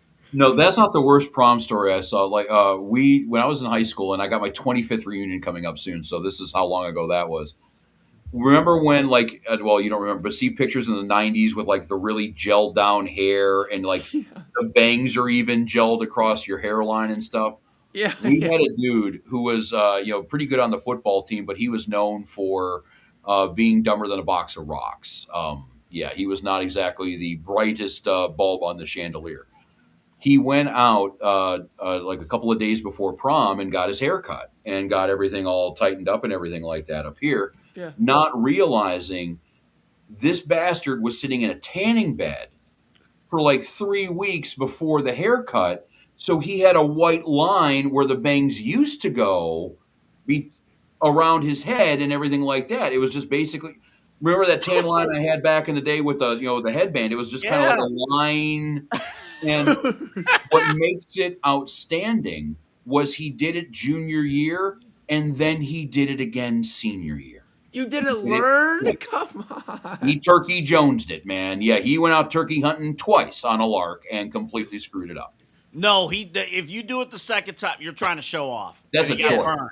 Well, and like in all fairness, this dude, in high school, what was 6'2", chiseled, he was a linebacker, he was, it was one of those like, okay, yeah, try to make fun of me, dick. Yeah, but you could be big, strong, whatever, the biggest, baddest guy on the roster. But if your haircut ain't together, guess what? We've covered on this network about boxers not having their haircut together. We're not gonna excuse anybody if you can't get that cut together. That's why I'm very particular. That's what I'm saying. If we can get these purchases on the InsideEdgeNetwork.com, go get, your mugs, your hats, all that great stuff. if we can get these purchases, Kyle's going to shave my head. I'm a little nervous. I haven't announced this, but I'll announce it with like 30 minutes left. I'm a little nervous because Kyle went to go use the clippers the other day on Unfiltered just to show like a demonstration that they work, and he almost shaved his beard off. So the fact that we're already like struggling in that department, I'm a little nervous. I got a lot of beard. I mean, yes. And honestly, I'm at the point now where it's like they work. If we don't get the purchases, still grab your Inside Edge Network gear. That's not stopping you. You know, we're gonna still have the gear available. But I gotta get a haircut, and that's why I'm so particular about who cuts my hair, because I only get a haircut like once every 2 years. Why did you agree to this? Because I want to rep Cleveland's digital leader. I work for the network. I want to give the people an incentive. You know, who wouldn't want to see me lose all this hair, I guess, right? And who wouldn't want to see Kyle shave my head? My worry is that you're not going to lose all of your hair. I'm worried now that he's going to leave like patches.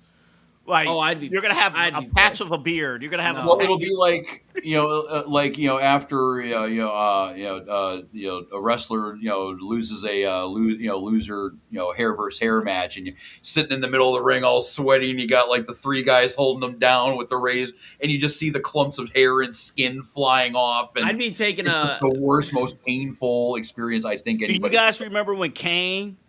Well, I guess when he revealed his mask, and he just. It was burnt patches of hair and stuff. Like yes. Eli, I'm a little worried for. I'm not even gonna lie to you now. I'm now. I have like a sickening feeling in my gut because I don't know. I don't know. I think this is a little bit more of a punishment than you think. It'd be like an Eli needs a week off. Like we'd have some different producers on the show for the debut of Omar's morning show and everything. Eli would have a week off because I'd have to like really come to grips with that. Like I love my hair. I understand that I'm at an energy point right now, like not to get all spiritual energy, but I realize that I need to cut it to recharge, and that's where I'm at. I don't know if Kyle is the right person to cut my hair for me to recharge. It might set my healing process back a little bit. So now, Landon Donovan, real quick, he talked about a little bit about the hairpiece. Yeah. The famous example is Joe Buck. Yeah. And Joe Buck, I think he went in one year. You remember the year where he lost his voice? Yeah, I know you're going over there. Yeah. It was from a hair. It was from a hair piece. Botched hair situation. Yeah, it was a transplant or whatever, and it was botched. And I think it was 2011. It was after a Super Bowl, and he almost lost his career. I mean, the worst thing for an announcer is to lose for what we do is to lose your voice, and that almost happened with Joe Buck. And the thing is, him doing TV, and I know we're, obviously on camera doing podcasts and stuff, but him doing TV, he almost would think of that hairline as important as his voice, and again, and I'm not trying to make light of anybody's mental health and their own physical hangups or anything like that. Everybody has parts of their body they don't like. I get it. But, with the whole being bald thing, I just wish that people, especially nowadays where there are so many ways to kind of fix it, A, you can fix it, or B, like it doesn't, losing your hair isn't the end of everything. It isn't, the end of your productive years. It's, your physical appearance changes. You're limited in what you're doing for hairstyles, but, it's nothing to be ashamed about. It's nothing to be considered a hindrance or anything along, maybe unless you're a, soap opera actor or a cover model, maybe, but even guys who talk for a living on camera, Scott Van Pelt, Rich Eisen, Chris Berman, we can do a Bald Men in Media Hall of Fame pretty quickly here. Like you don't need, it's not, is it nice? Yeah, but it's not that important. It really isn't. Yeah, that's a good point. Hopefully with Landon Donovan, it all works out. Real quick, briefly on the draft lottery, 2 seconds. Stop sucking. If you're a bad team, that's really what it is. Yeah, that's pretty much you don't what the it's the 3-2-1 system, which I think most people are going to need a couple of years to kind of truly get acquainted with here. But the league will divide 37 lottery balls between 16 teams. It'll be the bottom 16 teams, so that means even the play-in teams will be there now too. The worst 3 teams will get only 2 ping pong balls, and the teams with the next 7 worst records will get 3. And then I think the lottery, the play-in teams will get a diminished chance too. So Yeah, long and short of it, you are not going to improve your chances by having a bottom 3 record. Yeah, and there's benefits to middling teams. The teams that are always kind of like the Chicago Bulls. And those teams that are either playing or in that middling. And I think we're gonna either see two things here. We're either gonna see even more exemplified tanking. In terms of they're gonna really, hey, we had to win these two and then lose these three to get to the sixth spot. The fifth spot. I mean, it could get even crazier, and Adam Silver may have created a bigger monster than he really intended to. Or this does curb tanking. I've heard obviously a lot of kickback and, well, hey, these trades that were made for lottery protected first and this and that. And I get it, but we also didn't see teams tanking to the level they've been doing for really over the last decade, to be honest. But it's gotten worse and worse. So now it's like, what are you supposed to do if you're Adam Silver? You're damned if you do, because if you do, now you got teams mad. You got people mad that you're trying to curb it to make the product better so that more teams are competitive, or at least trying to win. And if you fall down, then okay, you fall down and you get better, you draft, and then you move back on. And you're damned if you don't, because if he doesn't do anything, then people are going to wonder in 5 years from now, if this isn't handled now, why the product is so bad and there's only about 5 to 6 teams really competing, because we're starting to get closer to that point than we are 20 to 25 teams competing. Well, I think what the move might be now, you see what the Wizards did this season, right? Yeah. They were going along. You trade for Anthony Davis at the trade deadline. Now, yeah, he didn't stay healthy because he's Anthony Davis. But, I think we could be seeing some teams that would be in full-ass tank mode in that first half of the season. And then when, hey, Cleveland isn't doing great, they want to get rid of James Harden, we'll take that 1-year contract on our books. He'll help us win 6 extra games that we wouldn't have won. He'll be off the books, and we'll have the 7th best or worst record as opposed to the 2nd worst record. Right. So I can see some of these contracts that would get bought out. Like Chris Paul getting bought out when he gets traded around to the Wizards. Maybe you might hold on to that guy now. Yeah, no, that's right. It's one of two things. It's either going to completely curb tanking, or it's going to make a bigger monster, and Adam Silver's going to have to figure out a bigger plan. And yeah, I mean, well, yeah, he is going to have to at some point. He's going to have to. Yeah, because all this is these are symptoms of one underlying condition. It's the culture issue in the NBA league wide. The players seem to be more in love with the life than the game, and getting them to actually play games regularly hard is tough to do. But I'll say this, and Double, I know you have some points. Real quick to counter to that, though, it is the players, Rob, but it's also the teams. Like, the Utah Jazz players wanted to play. Like, Keontae George wanted to play. Ace Bailey wanted to play. Kevin Love, a veteran, that, he could say, I just want to chill on the bench. I've earned my championship. I've done my thing. I could just chill. Actively, there's videos of him wanting to play. So I get it. Yes, there is, like, some players, the Kawhi Leonards of the world, that are going to sit out a majority of games anymore, it seems like. But there's also teams that are actively sitting there, guys that want to play basketball. So I think it's just an issue where people have understood how the NBA draft lottery works. No, you can manipulate the system up until this point. So they've done so in hopes they can land their big ticket, their Wembanyama, their Cooper Flag, their, even back in the day, LeBron James, right? So that's my thoughts, Double A. What are you thinking over there? Real quick, I think this is way better. You can't have a situation where the playoff field / play-in is set by March Madness. And that happened this year. Like, we were breaking down the playoffs by the end of March because every team was set in both conferences. The only thing that this kills, however, is the play-in, actually, because would you rather win the play-in, be the number 7 seed? Because if you are out of the lottery. But if you lose the 7 versus 8 matchup, you at least get one lottery ball. So that's the only drawback. I'm a little worried about the status of the play-in tournament, but I'll take that. I'll take that concern over the overall season product being terrible. So I think it's a great first step.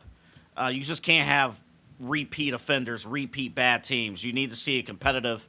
And I think, honestly, too, Rob and Eli, I think this tanking greatly impacted what you saw as far as quality of play in the playoffs and the number of upsets that we saw in the playoffs. Well, yeah, it made the Cavaliers and Pistons to a point of paper tigers where you forgot that they were getting a lot of their numbers from the bottom 10 teams in the league. And I think actually towards the end of the season, the Cavaliers had about 5 or 6 games out of their last 10 against these tanking teams that were basically gimmies. So yeah, it does mess up everything. One thing And I'm yes, what's go up? ahead, Rob. No, I'm sorry. I was going to say real quick. The other thing too is it penalizes these teams that have recently done this too. This is like curbing it in the butt from like the last few years where it's gotten really egregious. So Adam Silver's like, okay, Utah, you want to put yourself in this spot. Now Utah is a little different because they have players, but like guys that can really play well. But Well, these teams that are sitting there and have completely nuked their rosters. Now you're not. Now you're punished, and you can have the argument of, well, that's not fair. They got to rebuild. But you shouldn't be nuking your entire team in hopes that you can just land a top 3 pick and restart it. That's not. This isn't NBA 2K. So Well, that's my thought that's too. basically what Milwaukee's, if they move Giannis, is going to be planning on doing. There's an argument out there that says they wouldn't want Evan Mobley coming back because that would make them too good. Right. They're in, hey, let's win 17 game mode here so we can get a top 3 pick. But to your point on the on the consistently in the dregs of the league, I think this is the more important rule. Teams will no longer be able to have the number 1 overall pick in back-to-back years with their own pick. So they can trade for a number 1, but they can't be awarded it twice in a row. And that is counting this draft. So yeah, Washington cannot have the number 1 pick next year. Teams will also not be allowed to select in the top 5 of the lottery in 3 straight years. That's backdated to 2 years ago. So there's probably a couple teams out there that could apply to. And the restrictions would apply on these picks, would apply on the team's draft picks, would still apply even if it is traded. So like if I'm Cleveland and I get back-to-back number 1 overall picks, I know I can't use the second one. I can't trade that. I can't get resources for that. So that's the way. The one thing though that I'm concerned about with that kind of stuff, and I brought it up in the tease for last segment, the Spurs could not have drafted Harper, Wemby, and Castle. They were all top 3 picks. That would not have happened. And the Cavaliers drafted I don't think they were all top 5 picks, but they were all pretty high at the top of the draft too. There's a lot of these teams out there doing that right now. OKC's another one where you have these high lottery picks. So you're making it a lot harder to build in the draft. With the apron system there already, even if you do draft well, you can't really keep them together because they're going to be, you're going to break apart the team in the second apron. You can't trade for anybody. They're making it very hard to build a team right now other than just having the one guy. And, I just would like to see how the league's going to adjust to this when it comes down to talent acquisition and roster building, because the avenues that are kind of there normally, with the trade market's pretty much nobody gets, really big time traded anymore. It's, maybe you get a couple deals here and there, the free agency deal. Most of these guys lock up extensions before they're free agents anyway. So it's, you can't really go through free agent. The draft's harder. You can't even keep the talent you have. It's just getting a little harder right now to build an NBA team. Well, you know what? Blame the bad apples who made this possible. I mean, This is why we can't have nice things. Yeah. Bam Adebayo, putting up 81 points. And again, I don't blame Bam. I blame who was against the Wizards. Yeah. I blame Washington. I mean, they allowed it to happen. I mean, these are things, at the end of the day, and I don't mean to sound elitist, but at the end of the day, if bad teams are not trying to compete, you got to do something. And this has been multiple years now where nothing has been done, and you got to step in. I mean, look at the NFL. I know it's a different beast, 17 games versus 82 games.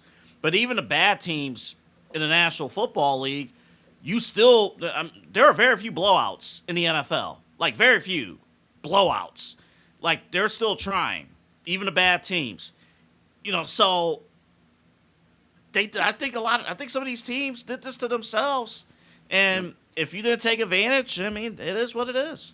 Yep. Yeah, because you look at what the Thunder have right now with all those assembled picks, like that is now such an advantage.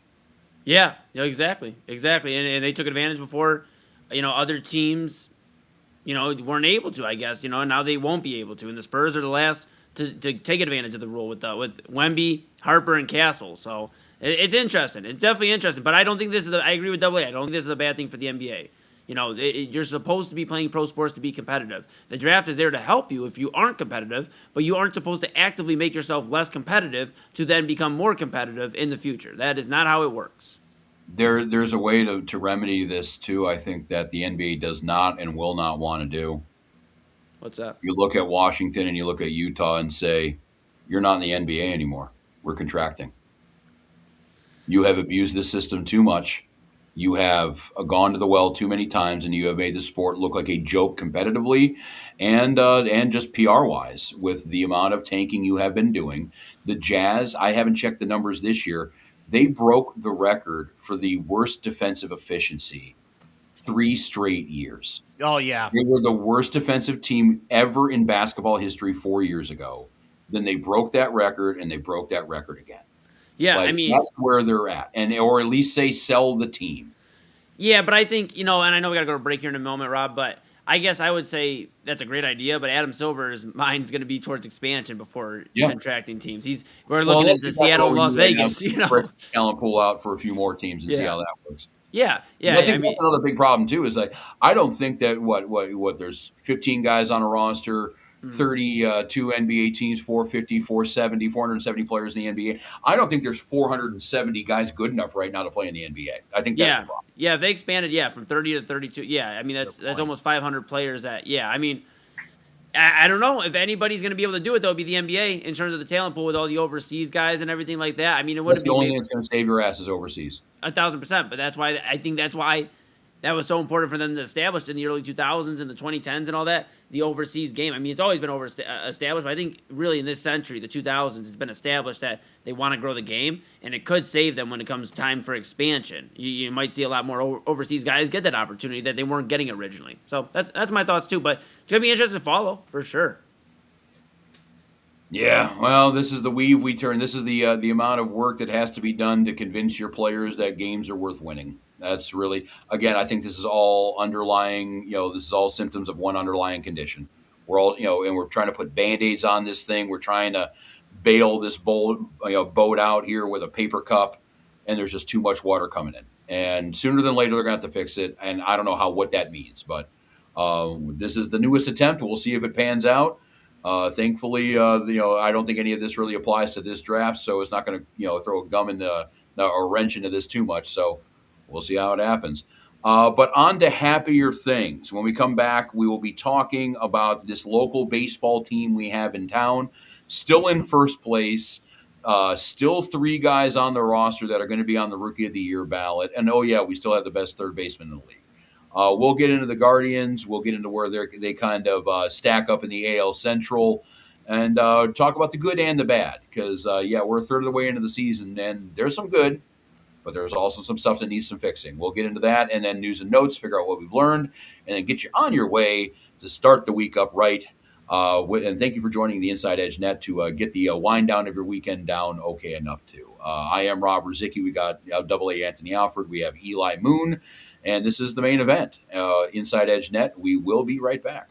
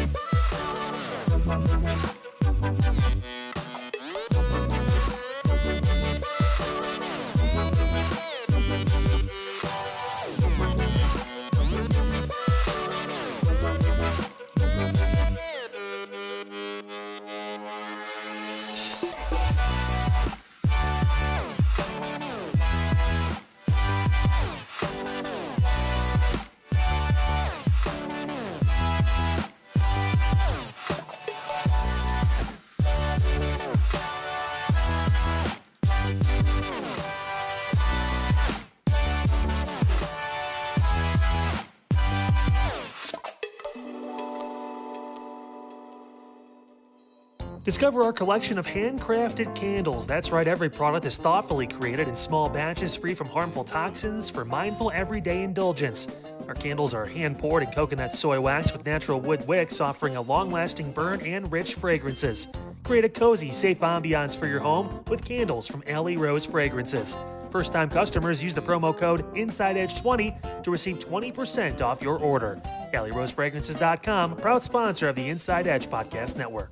Fanatics isn't just our name, it's who we are. Loyal, passionate fans dedicated to our favorite teams and to the sports we love.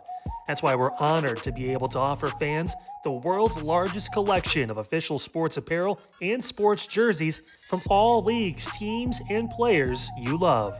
We feature a wide selection of gear from every league, including the NFL, MLB, NBA, NHL, and NCAA merchandise, which allows us to serve fans of football, baseball, hockey, basketball, lacrosse, soccer, golf, and, well, everything else that gets your heart pumping. Go to Fanatics.com by using the QR code on your screen right now to celebrate your teams. That's Fanatics.com, a proud sponsor of the Inside Edge Network, Cleveland's digital leader. Find us on InsideEdgeNetwork.com for the latest information on your favorite shows, personalities, and network partners. Plus, guess what? We have a merch shop. That's right, we have network polos, t-shirts, champion jackets, hats, and bottles. Rep the network. Every purchase supports independent sports and entertainment media. Use the QR code on your screen right now to check out InsideEdgeNetwork.com. That's InsideEdgeNetwork.com.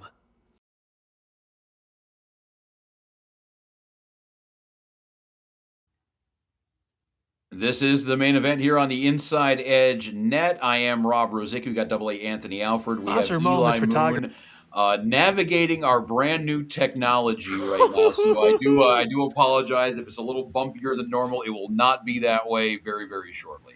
Yeah, But, it's like it's like you guys gave me the keys to like a brand new sports car, and I'm driving this thing back here, and I'm just I got the windows, I got Dolly on, or I got Dolly in the background. She's playing two doors down. I'm just jamming. Look, it will not. You're exactly right, Rob. I can double A jokes, but obviously I produce quite a bit on the network. Once I learn how to steer this thing back here, we're gonna have a lot more fun. I can't wait. Oh yeah, and yeah, hey, you know what? And we're making progress. So sometimes that's a little bumpy, and I do understand that completely. And I hope everybody listening does as well. Again, this will be a momentary bump in the road, but nonetheless, thank you for joining us here on the Inside Edge Net. Again, Double A Anthony Alford, Eli Moon. I am Rob Rozycki, and I know we ran a little long in the first hour, which ended up being the first 2 hours. So let's get to this quick right now. We got a baseball team in town. In first place, right now, the Guardians sitting at 34-27. Yeah. They are currently one game ahead of the Chicago White Sox of all teams in the division. Mm-hmm. They have been playing pretty well in the first third of the season. However, they have lost 2 back-to-back series now. They dropped 2 out of 3 against the Nationals. They now dropped 2 out of 3 against the Red Sox. And this division isn't quite, this division lead isn't quite as big as we thought it was going to be. But right now, without really hitting the ball, the Guardians going, 8 out of their last 10 games scoring 3 or less runs. They seem to be winning more than they're losing right now. And in the AL Central, that's going to be good enough. Yeah, and I've really had a tough time with this Guardians team not like enjoying them. I've actually taken a better approach of enjoying the Guardians baseball team, and I've really enjoyed the year so far. Now, I think Rob, and I know the Central's getting a little tighter right now. The Central's not going to be the discussion come July or August. I really think, and I'll stand on it, the Guardians will lock this Central up by July. I think a lot of these teams are not going to play as well as they're playing right now. I think the White Sox may be around to stay, but I don't think they're going to be a division competition. I think they'll be more wild card. Note with the White Sox, they just beat the Tigers, and everybody's beating the Tigers. So tomorrow they'll actually start against Major League competition again. Exactly. So we shall see. Exactly. So we'll keep an eye on it. You know, I think for the Guardians, it's like more so the focus on the American League, and I've been bringing that up over the last week on the network. It's, you know, the focus on, hey, how are we going to beat the Yankees? How are we going to beat the Rays? How are we going to beat these teams that are, you know, and those are the top two really that you should be focusing on if you're the Guardians. You know, we joked earlier today during our little our wrestling watch along, which Double A and I will probably both agree that was rough. If they want me on Side Hustle this week, I'd be falling asleep during the episode because that's what I was doing today almost. Don't fall asleep during our episode. I mean, the show. If you had me talk about what, no, I love Side Hustle. It's literally the best way to listen to pro wrestling news and all that. Obviously here on the Inside Edge Network. But if you wanted me to talk about Clash in Italy, it sounded a little bit like snoring. I mean, rough. But no, yes, check out Side Hustle and bring it back here. You know, we were talking about the A's today at the Wrestling Watch Party, and the A's were a fun story for a minute. And I know they're hanging around 500, but I don't think they'll be in the discussion as well. So to bring it back here, the Guardians are in a 3-team race for the most part. It's going to be them, the Rays, and the Yankees, what it appears to be, at least early on. Now, that could change. I know baseball is a funny thing where it could change. But, Rob, AA, I feel like the Guardians should be having their focus centered on how can we beat the rest of the American League best. I've made a bold enough claim, and you guys probably both think I'm crazy. It's not the first time I've looked crazy to both of you. I think the Guardians are going to be the biggest spender at the MLB trade deadline. Here's why. All the discussion, now even more talk, the salary cap floor. You have the salary cap floor they're discussing, and I know that's going to be in place soon. I know not immediate, but it will be put in place. Also with David Blitzer being around and having the opportunity to take over like more ownership, like full ownership of this team, you know, down the line in the next couple of years. All that playing together, I think the Guardians are going to try to set themselves up to where they can go win it this year. I think they see everything else. They see how the rest of the American League's shaping up. The National League's kind of a dogfight too. The Cubs have been pretty bad recently. So you look at all that, I think the Guardians are going to go, hey, you know what? We already went out and got Patrick Bailey, shored up the defense, and we traded a first-rounder and Tugboat Wilkinson. Hey, you know what? We're going to go. We already brought up Bazana to bring in some enforcements. We have guys we can either bring up or move in Ralphie Velasquez and Cooper Ingle, and I think they are going to do it. I think this is going to be reminiscent of the 2016 where you were hearing the Guardians linked to every free agent, whether that's Mike Trout or whoever. Do they go get the guys? I guess we'll see, but I'm saying right here again on the Inside Edge Network, the Guardians are going to be the biggest spender not only in the American League, but in Major League Baseball at the deadline. They're going to be the biggest buyer. That's pretty bold, but the reasonings do make sense. I do think across baseball, I think there's a clear understanding that 2027 is very, very, very, very, very much in jeopardy. And no, I did not glitch. It's in jeopardy. Oh, yeah, it is. And we'll, I'm sure, at some point in time in the next couple of weeks, because it's something that I have to sit down and study on. There's a lot of legal minutia in here, but yeah, it's going to be a mess. It's going to, like, we can tell you that it's going to be a hot mess. Can we get Tanner Bybee a win somehow? Like, he was going to get a W today, and I guess, I mean, the bullpen, you know, stunk it up today. Like, I'm I want this guy to win. I want him to get a W.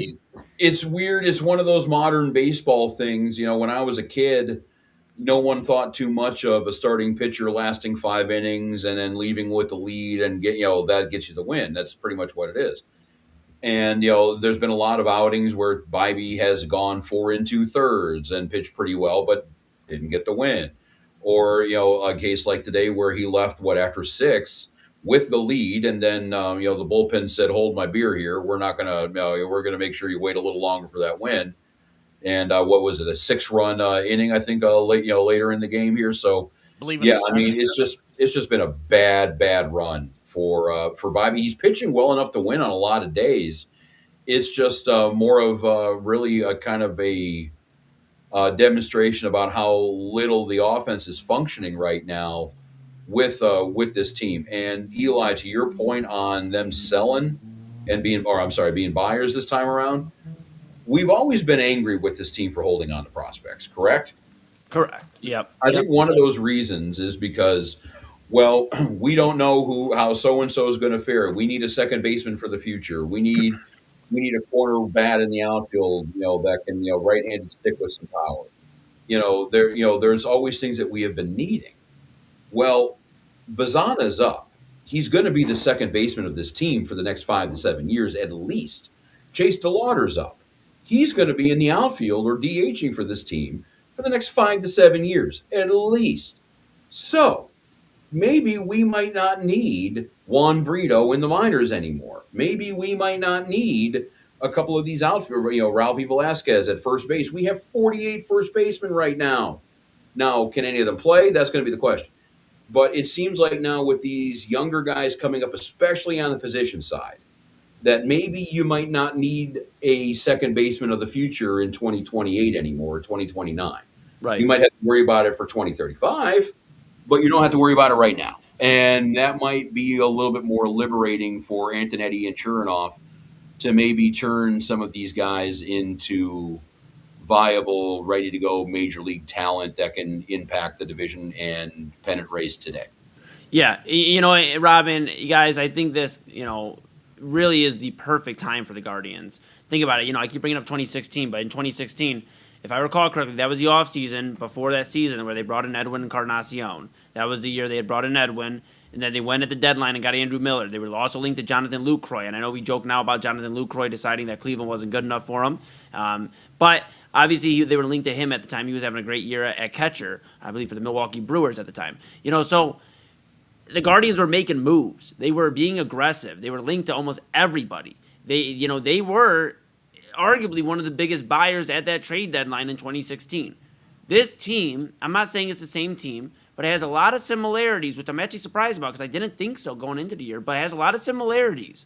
A young offense that's having a lot of fun. You think of 2016, Jose and Frankie, yes, they were getting into their primes, but they were still young and having fun. You had a lot of guys that were just enjoying the experience. And I think I know there's some guys that have been here a little bit longer than 2-3 years. I understand that, Rob. But a lot of these guys are still in that swing of getting their feet wet, their first 2-3 seasons. They're all pre-arbitration. They're exactly. all in their first 5 years, 6 years. And that's the thing. And I think that's a similarity. Plus the pitching staff has been, Bybee, I know we just talked about him. I don't imagine this will continue. But they also have Logan Allen they can bring up and see what he, they have brought him up, see what he can add to the rotation. They have options. I think they're going to get aggressive. What does it look like? I don't know. Does it look like Mike Trout? I don't know. Does it look like Tariq Skubal? I know AA's been itching to actually get to a full segment on Midnight Run about Tariq Skubal. Maybe probably we'll get to it this week. But, is it one of these big names? Who knows? But I do think they're going to aggressively make moves because of two things. Again, the announcement of the salary cap stuff that's coming into play here and the potential ownership switch sooner than, it was 2-3 years ago. And the fact that the American League is weak. It is probably the weakest it's been. We talked about that with the Cavaliers, the Eastern Conference, and how weak it was. This is the American League. It's literally Cleveland in another spot where do you capitalize and go for broke? Or do you say, well, these prospects could be really good in 2-3 years? That's where you're at. Boston's not good. Baltimore's not good. Toronto's middling. The whole AL West is a shit show right now, for lack of better words. Well, Seattle's won 5 in a row. They're now in first place. They're getting a little warmer. Yeah, 7 of their last 10, Seattle. Yeah. Sure, but and I know you have some thoughts too, AA, but my thing on Seattle is I just don't think they have the pitching to keep up with the rest of the American League. I think New York with Garrett Cole, they have Schlittler there as well. They have a bunch of guys that are just really, really good. That last name's a pain in the ass. I would never say that. You want to know how nervous I am to say that name on an AM radio station that the FCC has power over? There are multiple ways I can get fired saying that name. Yeah. Well, but my point is, guys, the Yankees. I might go trib and just call him Petey Jones the whole day. Yes. That might just have to happen. But I'll say this: the Yankees have a great pitching rotation. Tampa Bay is not like elite per se, but Steven Matz, they have him there. You have some other guys that stand out. And Cleveland. Those pitching rotations are strong. I don't think Seattle has enough pitching rotation. Plus, I know Cal Raleig's finding a little bit more of the bat since he showered in his entire uniform, about 3 weeks ago. But he's on the IL right now, I thought. Yeah, but I'm saying before the IL, he was hitting a little bit better. We'll see what happens when he comes back. But I don't believe in Seattle as much as I did going into the season. Okay, can I run real quick? I got to run this by Rob because I already ran it by you. So on my drive to Chicago last weekend, Rob, I'm peeking on different AM stations, and 97 the ticket was talking about Scooble, and at that point in time, the Tigers were 11 games under 500. Yeah, And they were talking about trading Scooble, and I called Eli, I called Chad, and I'm like, wait a minute. If we're assuming that baseball is going to be off the market, and this is what the radio station brought up the host, and you treat Scooble as a rental just for this year, is there a 1% chance that Detroit and Cleveland would engage in talks for Scooble? Yes, but we'd have to outpay everybody. Where maybe if it would take 2 top-level prospects and 2 major league ready players for Anaheim, it might take double that for us. Especially if the rental idea of it might make things a little easier.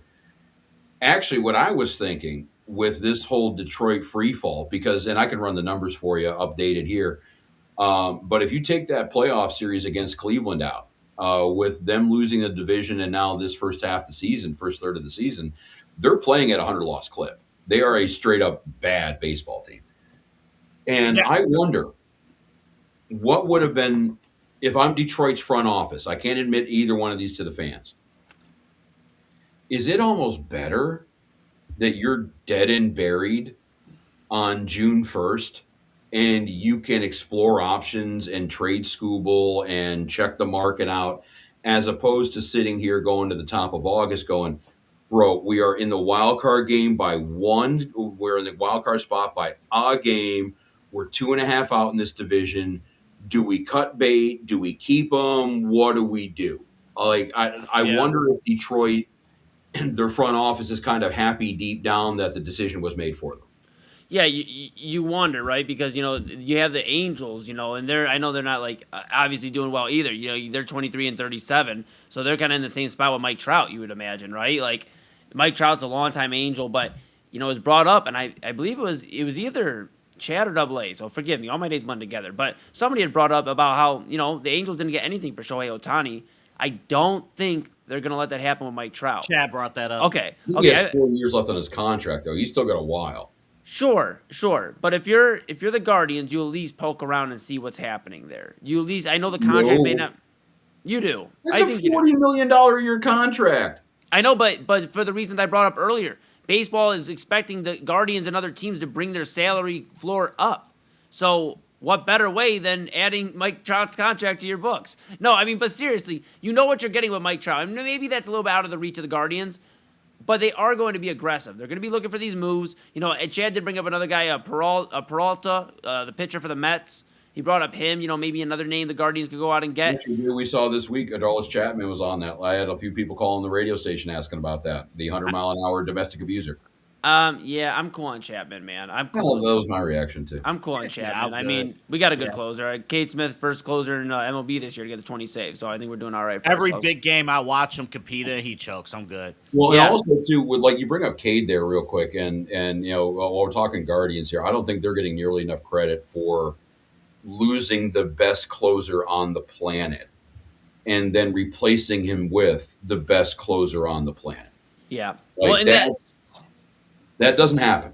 And that's, that's my final point here, real quick, because I know we got to get the break here and got news and notes coming up, Rozycki. I know you got a long list of news and notes I can't wait to get into. It's getting shorter by the minute here right now. We're not trying to make this not a 4-hour show, but yes. We got some news and notes. My last thing here is, the Guardians, you bring up about Kate Smith and development, Kate Smith, this bullpen, everything like that. That's even more purpose for the Guardians to go out and do this thing right now. The Guardians to go out and make a wave. Go out and make some trades. Go out and be aggressive because you can go rebuild the farm. You are very good at rebuilding the farm. Hitters, pitchers, you've been very good at it. So you can just do it again. They will. The good news is the draft doesn't end. You'll continue to bring guys in. You'll sign guys to these minor league deals. You can figure it out. But what won't change is that you are in a weak American League right now, and you could win it all. Yeah, it is wide open. You are right with the Yanks and the D-Rays, and then maybe somebody out of the West, either the A's or the Mariners. But yeah, it's about as wide open as the NBA Eastern Conference is. But yeah, I mean, the thing is though is that I'm happy at this point in time. We're not the Tigers. We're not talking about dead and buried long season. When does football start? Thank God we're not talking about when that puts. No. Yeah. Um, Yeah. but yeah, at least we're there. The Guardians have a lot to work with. Stephen Vogt, obviously 2-time manager of the year. Yeah, I trust where this thing's going to go, and hopefully they'll do something to remedy this offense, because that has to be what is, at least in my mind, what they got to look at. The bullpen is great. I mean, they're not perfect, but they're great. The starting pitching is acceptable. I think between Williams, Bybee, and you throw Parker Messick in there, you got 3 starters for the playoffs. You're good to go there. You need to augment the offense, and I'm sure that's what they're going to be thinking about doing. But this is the main event here on the Inside Edge Net. We got Double A Anthony Alford, smiling like a shithead, by the way. We got Eli Moon, and I am Rob Rozycki. I'm watching this Celtics game right now, and on the closed captioning, the announcers are talking about the revolutionary change the 3-point line has made to the current NBA. That's how old this thing is. I think. Boy, I don't think it's going to last, buddy. I don't know, man. It's a gimmick thing. All in there too. But yeah, I think the Celtics are up by 5. I think that's where it was at. Check back to that 1983 box score if you want a whole update. But yes, this is the main event on the Inside Edge Net. We got Anthony, we got Eli. I'm Rob, and we'll be right back with some news and notes.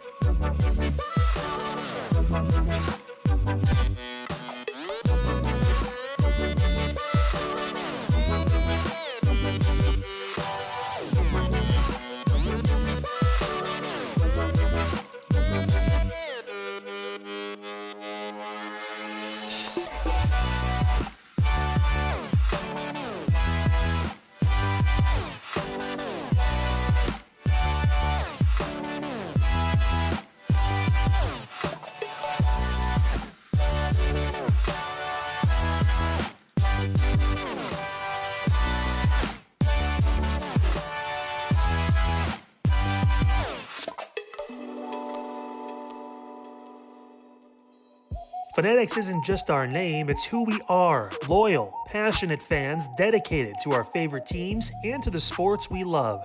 That's why we're honored to be able to offer fans the world's largest collection of official sports apparel and sports jerseys from all leagues, teams, and players you love. We feature a wide selection of gear from every league, including the NFL, MLB, NBA, NHL, and NCAA merchandise, which allows us to serve fans of football, baseball, hockey, basketball, lacrosse, soccer, golf, and, well, everything else that gets your heart pumping.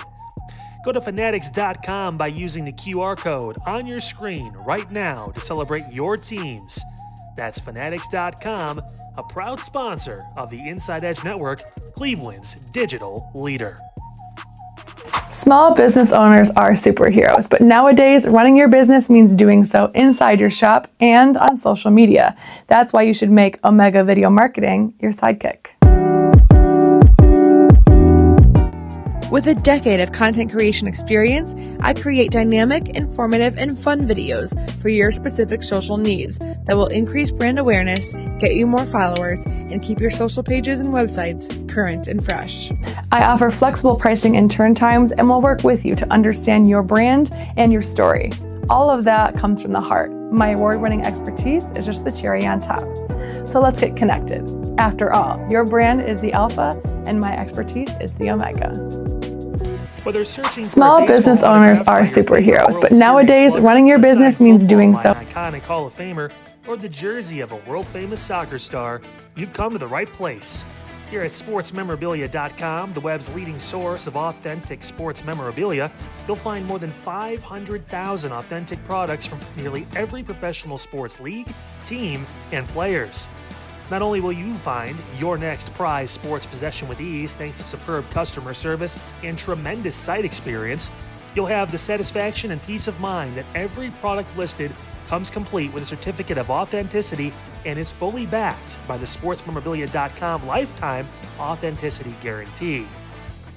Go to sportsmemorabilia.com by using the QR code on your screen right now. Sportsmemorabilia.com, a proud sponsor of the Inside Edge Podcast Network, Cleveland's digital leader.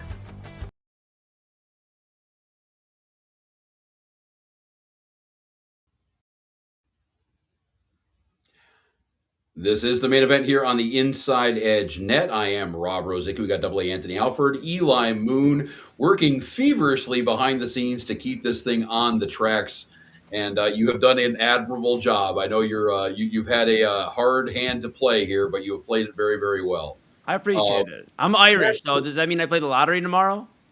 I mean, that's something that you and your accountant and your family might have to talk about. But yeah, I would go. Give it a shot, buddy. I will. You know what? I might. You know what? Rob, before we die, I know we got news and notes. Just want to say what's up to Kid Cowboy. He tunes in dang near every night here across the network. Kid Cowboy 66. He said, "What's up, man?" And so, what's up, Kid Cowboy? How you doing, man? Hopefully you had some good dinner, or you enjoy some caffeine. Hopefully you got some W energy, Kid Cowboy. Use that code Inside Edge 10. Get 10% off your order, man. Come on. Well, and speaking of lotteries and gambling and all of that stuff, we have been visited by that monster yet again. This time in the NCAA college football ranks. Brandon Sorsby, he was supposed to be anyway, the brand new high-priced transfer quarterback for Texas Tech. With NIL now, that a lot of these big-time programs are picking up fifth-year seniors and reaping all the benefits of 4 years of coaching from someone else. And Sorsby was going to be that guy until he checked himself into rehab, a gambling clinic, voluntarily. This was not a mandated thing by anybody. But yeah, he checked himself in for a gambling addiction. And it has been basically disclosed to the world that he has been betting like a drunken sailor, like a blue-haired woman with a cup full of nickels in the slot machines, pretty much the entire time he was in college. And that includes, when he was a freshman quarterback at Indiana, where he was betting on Indiana football. Now, it wasn't Kirk Cignetti Indiana football, so I think it kind of flew under the radar then. But nonetheless, it looks like, anyway, pending an injunction, his college career is going to be done. And supplemental draft, maybe, here we come. By the way, I just saw a original trailer for Gremlins. Awesome. Oh, that's a great movie. That's a great movie. I love that. That's good stuff, man. Yeah. Let's get, I mean, sorry, that was just completely and utterly last thing I thought I'd see the TV. Well, Brendan Sorsby's kind of like a gremlin if you think about it. He starts off, he's all nice. He's a nice quarterback prospect. They, Indiana, or Texas Tech, thinks they're going to get, all this greatness, and then you put some water on him. In this case, the water was the gambling, and now he's a gremlin. Now he's not a good guy. I mean, the supplemental draft stuff, and I don't mean to disparage his character, but in terms of who I would want or who I wouldn't want on my team, this is not a guy I would want anywhere near my team. I know we haven't necessarily said Browns or anything, but supplemental draft comes up. The Cleveland Browns are one of the first teams that usually come to mind because they've taken a chance on a guy in the last, I guess it was almost 14 years ago now, but with Josh Gordon and one of the most successful supplemental draft picks. They've also done it before in the past with Bernie Kosar, so they have had their success with the supplemental draft. My other thing, with the Browns, however, is you have so many problems, I should say, with the leadership on this team. Whether it's Deshaun Watson and his multitude of off-the-field problems, or Myles Garrett, the big story is he showing up to camp? I don't think that's a big thing, but it seems to be the big talk here in Cleveland, obviously, last month or so. So with all that going around, why would we want to bring in a guy that already has a slew of issues? And why would any team want to bring him in? I guess, the high risk or the low risk, high reward, but I wouldn't even say it's low risk. It's still high risk. You're bringing in a guy that could ultimately shape your locker room into what you don't want it to be, which is not serious about the sport and is not somebody that can lead a football team. I mean, I get it. It's just gambling. Okay, it's gambling on his team. He bet on his team. I get it. But what's next?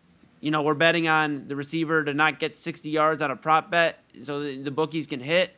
I mean, there's so much that could go wrong, whether it's Cleveland and he comes here or somewhere else. I think we already have enough multitude of issues at the quarterback position to entertain this, but I don't know why any team would entertain this. This shouldn't be a reward for a guy from, hey, you don't get to play college football. Now you don't get to reap those benefits. So now you get to go to the league. Congratulations. Like, this is the most ass-backwards thing I've ever seen, AA.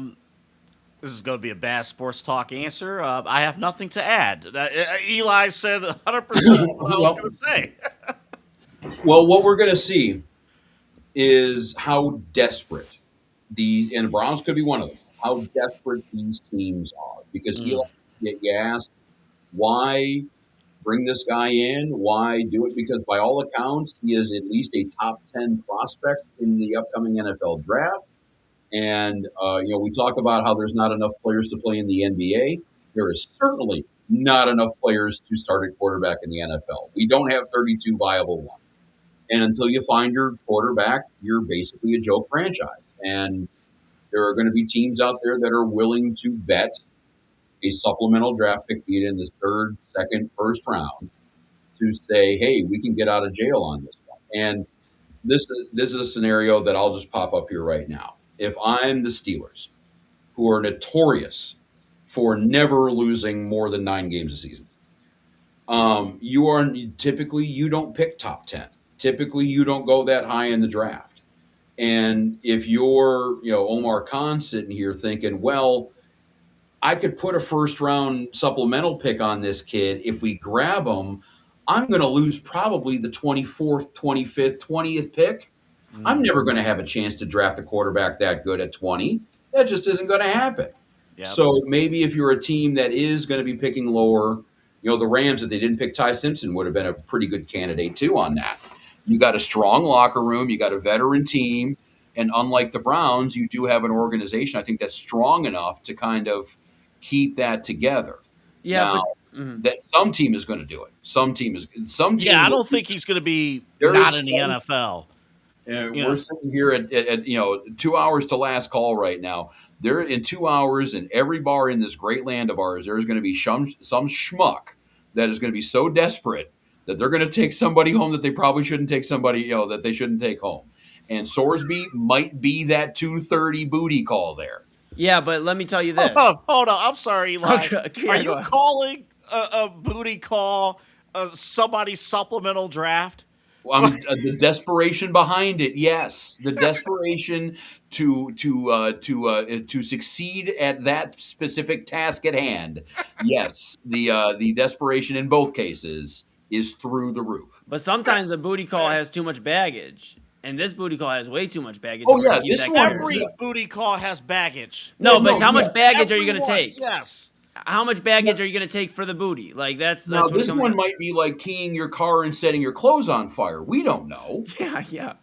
You Yeah. didn't do an extensive background on a booty call. You did not do extensive background. Desperation and background checks don't really work hand in hand.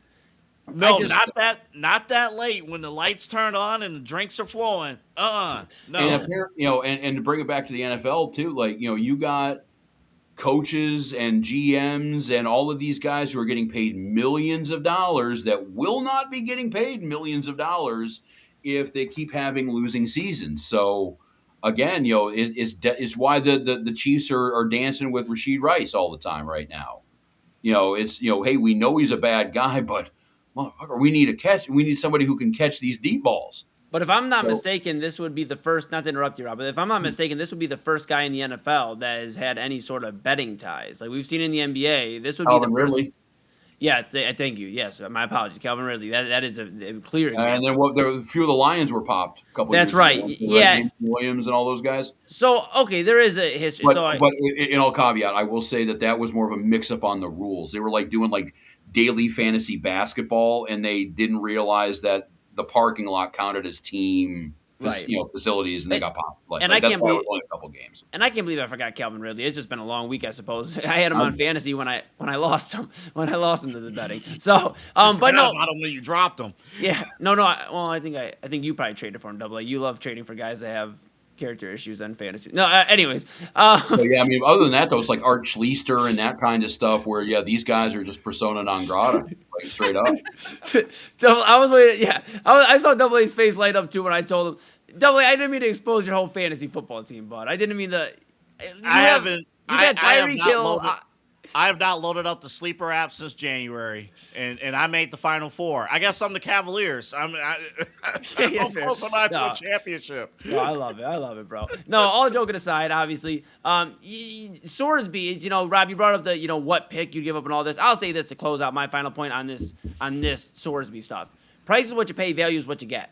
So the price may be not super high. It's just a supplemental draft pick and could turn into just a 20th overall pick. But value is what you get. And value is, in this case, what you're bringing into your locker room. So if you think you're strong enough... It's opportunity. You're picking, like the Steelers are in the bottom third of the draft every year. You never have the opportunity to get a top 10 prospect. Sure. That's part of it, too. Sure, but there's also teams that we talk about it all the time about, man, this guy should have went top 10. If we did a redraft, he'd go top 10. So I think there's also just good teams draft well, typically. I mean, yes, you're not going to get the big, names, but value is what you get with Brendan Sorsby, and you're going to be bringing in somebody that, so let me rephrase this. I guess this would be the first time we'd see an NCAA college athlete, go into the NFL with betting things. So this has been seen in the NFL, but never to this level where we're encouraging him, hey, you know what, you messed up, you're out of college eligibility, come on to the NFL, rock and roll. And so I just think, if you're a franchise that can handle that, if you are, even I'd throw the Pittsburgh Steelers even in there, as much as I can't stand them.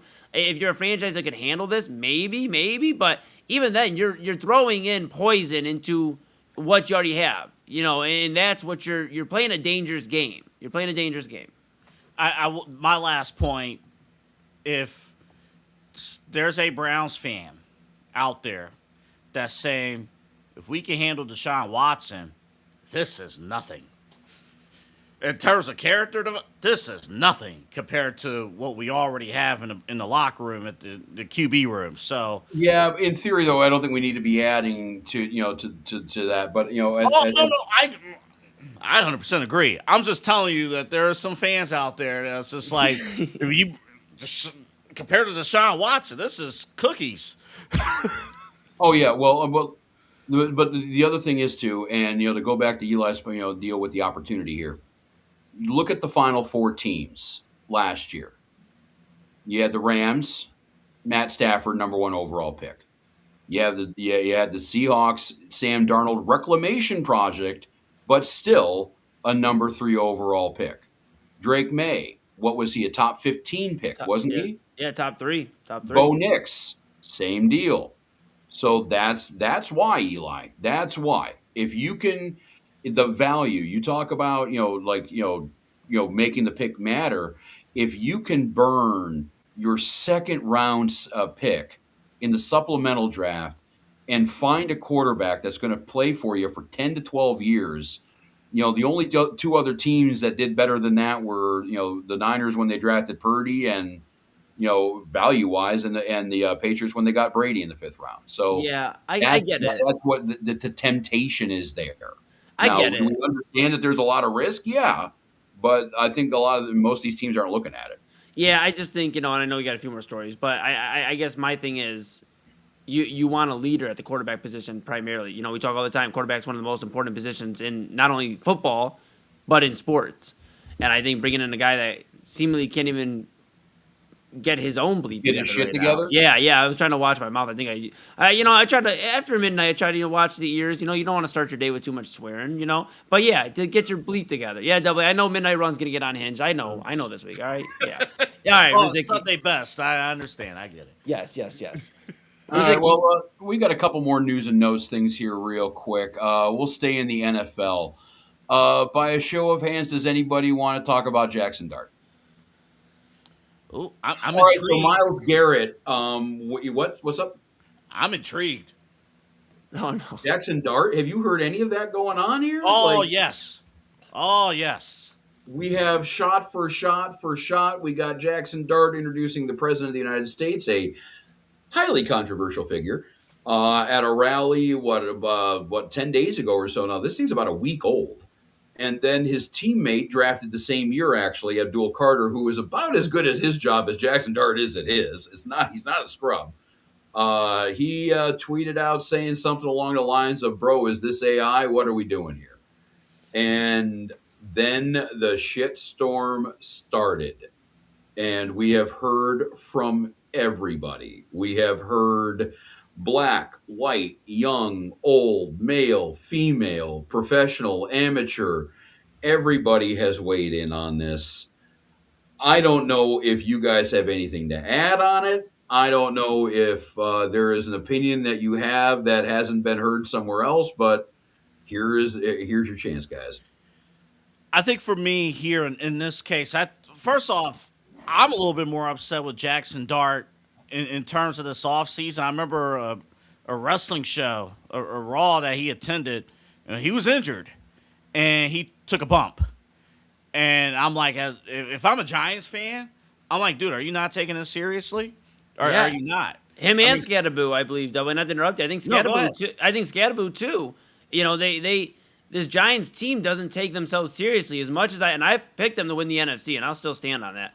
But the reasons they wouldn't is because they are too immature to understand the moment in front of them. We talk about it with these teams, these young teams especially, and they have a lot of young guys. Think about it. Their wide receiver one is Malik Neighbors, who just had another knee surgery to get rid of the scar tissue so that he can play football by week 1, and they're saying that we'll see about that. But that would be the only reason is this team is out here twitching and doing, not literally twitching, but like using the Twitch stream, and saying these things, and then you have this. And you know what? Whatever. And your politics, I wouldn't be doing what Jackson Dart did, personally. But you have to understand a few things. One, you're the quarterback of the football team, the New York Giants. You're not just a quarterback of all due respect to the Carolina Panthers, but you're not the quarterback of the Carolina Panthers. You're the quarterback of the New York Football Giants, a team that is already magnified in every stretch of the imagination. You are the quarterback, the face of the franchise, and anything you do is going to be magnified. So you go do this, and it clearly didn't run it past any of his teammates. Not that he has to; he's a grown man; he's allowed to do whatever he wants. But as the leader and the responsibility of, we just talked about with Brendan Sorsby, what he would have, the leadership and the responsibility you have, you should let your guys know, hey, I'm going to go up and do this. This is what I want to do. So at least there's a heads up. So you don't have Abdul Carter on Twitter asking what's going on, and they have to clear it up behind closed doors. And Jameis Winston even talking to the New York media. And I thought he had and I'm actually going to grab it for primetime this week. Jameis Winston had a very strong statement about Jackson Dart and Abdul Carter. Well, he can also say anything to the media he wants. It'll be entertaining no matter what. But it was powerful. But I'll be real. It was super powerful what Jameis Winston had to say.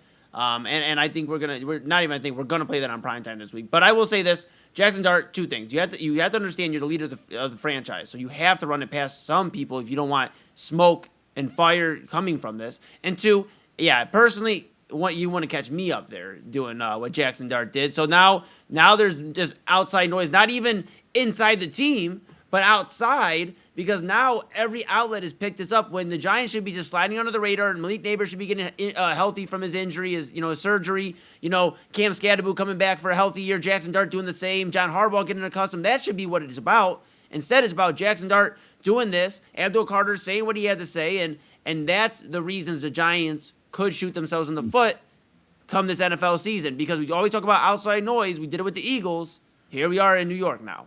Well, and I like actually Harbaugh might be a little happy about this because no one's talking about the fact that the Giants blew 3 Achilles tendons in their first OTA activity, including that Gunnar Olszewski, the special teams ace. Yikes. And also, not for nothing too, there were a lot of Ravens players bitching last year that Harbaugh was running practices too hard. So maybe Harbaugh might be happy the ball and the spotlights moved a little bit.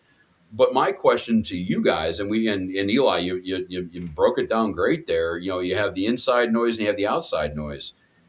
Should this be in bounds for a sports media, group? New York media is not exactly, fluffy and cuddly here.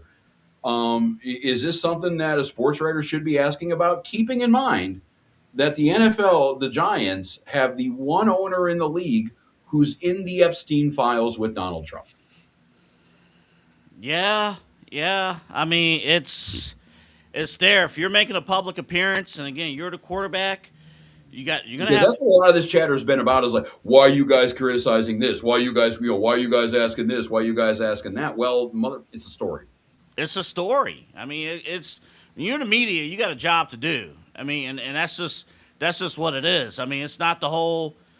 Stick with sports on one side and it doesn't apply to the other side. Like this is what it is, So if you're gonna go up there, and let's be real about it too, there are more players in that locker room who are Trump fans, and they may not say it publicly, but they are. And there are others who are not, and families involved there too. So if you're putting yourself in that position in front of the public and you're representing New York. Who just elected a Democratic Socialist Muslim mayor? Yes, so we're not exactly talking about the breadbasket of conservative America here. Yeah, it's a little busy over there in New York City in the New York area. So he made the choice. Everybody knows, especially over there. You make that choice, you gotta live with it, and you gotta be ready to face those questions. And that's that. I personally believe the locker room, for the most part. This is not news to the locker room, but when you're trying to respond to your fans, it could be dicey. But I'm more upset if I'm a Giants fan. I'm not liking the way the offseason, to your point about Harbaugh, to what I mentioned earlier about the professional wrestling appearance and taking bumps while hurt. Well, Kent Scadab was saying, too, that CTE was a myth. I think that might have been during the season, but, I'm still, a little, every time I see that blockhead, that's what I think of. Yeah, this is going to be a situation where, talent-wise, Eli may have a point, but I don't see it up here. I don't know. That'll be what stops tricky. him. Yeah, Joey, sorry, not to interrupt you, but that's what'll stop them. That, is in between the years. If they can't, get what's going on in their mind right, then they're not going to achieve anything. But they have the talent. They are definitely the best team talent-wise in the NFC East. They're one of the best teams in the NFC talent-wise. And I think coach-wise, when he's in games, John Harbaugh is one of the best coaches in the NFL. Now, we'll see. I mean, a lot of things can change. One thing's for certain, though. You don't need more smoke and fire towards a new coach coming in. I get he's a veteran, experienced coach, but you don't need more smoke and fire coming over John Harbaugh. You don't need all this smoke and fire when Malik Neighbors is recovering from surgery and trying to get back to the field and all your offense is getting ready. Yeah, you just don't need it. And one last point, and this is more on Trump, and this is what it is. Because Trump is a sports fan, when he is engaged in what you're doing, he's getting involved. And that includes with the New York Knicks. Like, he was planning on going to the Eastern Conference Finals if the Cavaliers would have showed up. He was planning on attending Game 5 of the Eastern Conference Finals back in New York City. When you get President Trump involved and invoke his name with anything sports related, he will throw his weight in, for better or worse. And you can speak however you want to on that front, but that's just what it is. Dart knows that. And I do think that's where the danger comes into play because of the divisiveness and all that with Trump. Oh, it always goes back to Trump. All right. Yeah, this is the Inside Edge Podcasting Network main event. Yeah, this is the main event on the Inside Edge net. There we go. I'm Rob. We got Double A. We got Eli Moon. Final few minutes of the show here. I do have one more news and note. And Double A, you're an expert on a lot of things. You are also our resident expert on amusement park protocol. I did want to bring this up, and I purposely didn't tell either one of you. The Cedar Point story that I honestly, Double A, you were the first person I thought of. We had a YouTuber who was on the Millennium Force, if I am right on that detail. That is And correct. Yes. he was filming himself eating, and Eli, I think you got a soft spot for this one, McNuggets Oh yeah. on the deal, and in mid ride, having a good old time.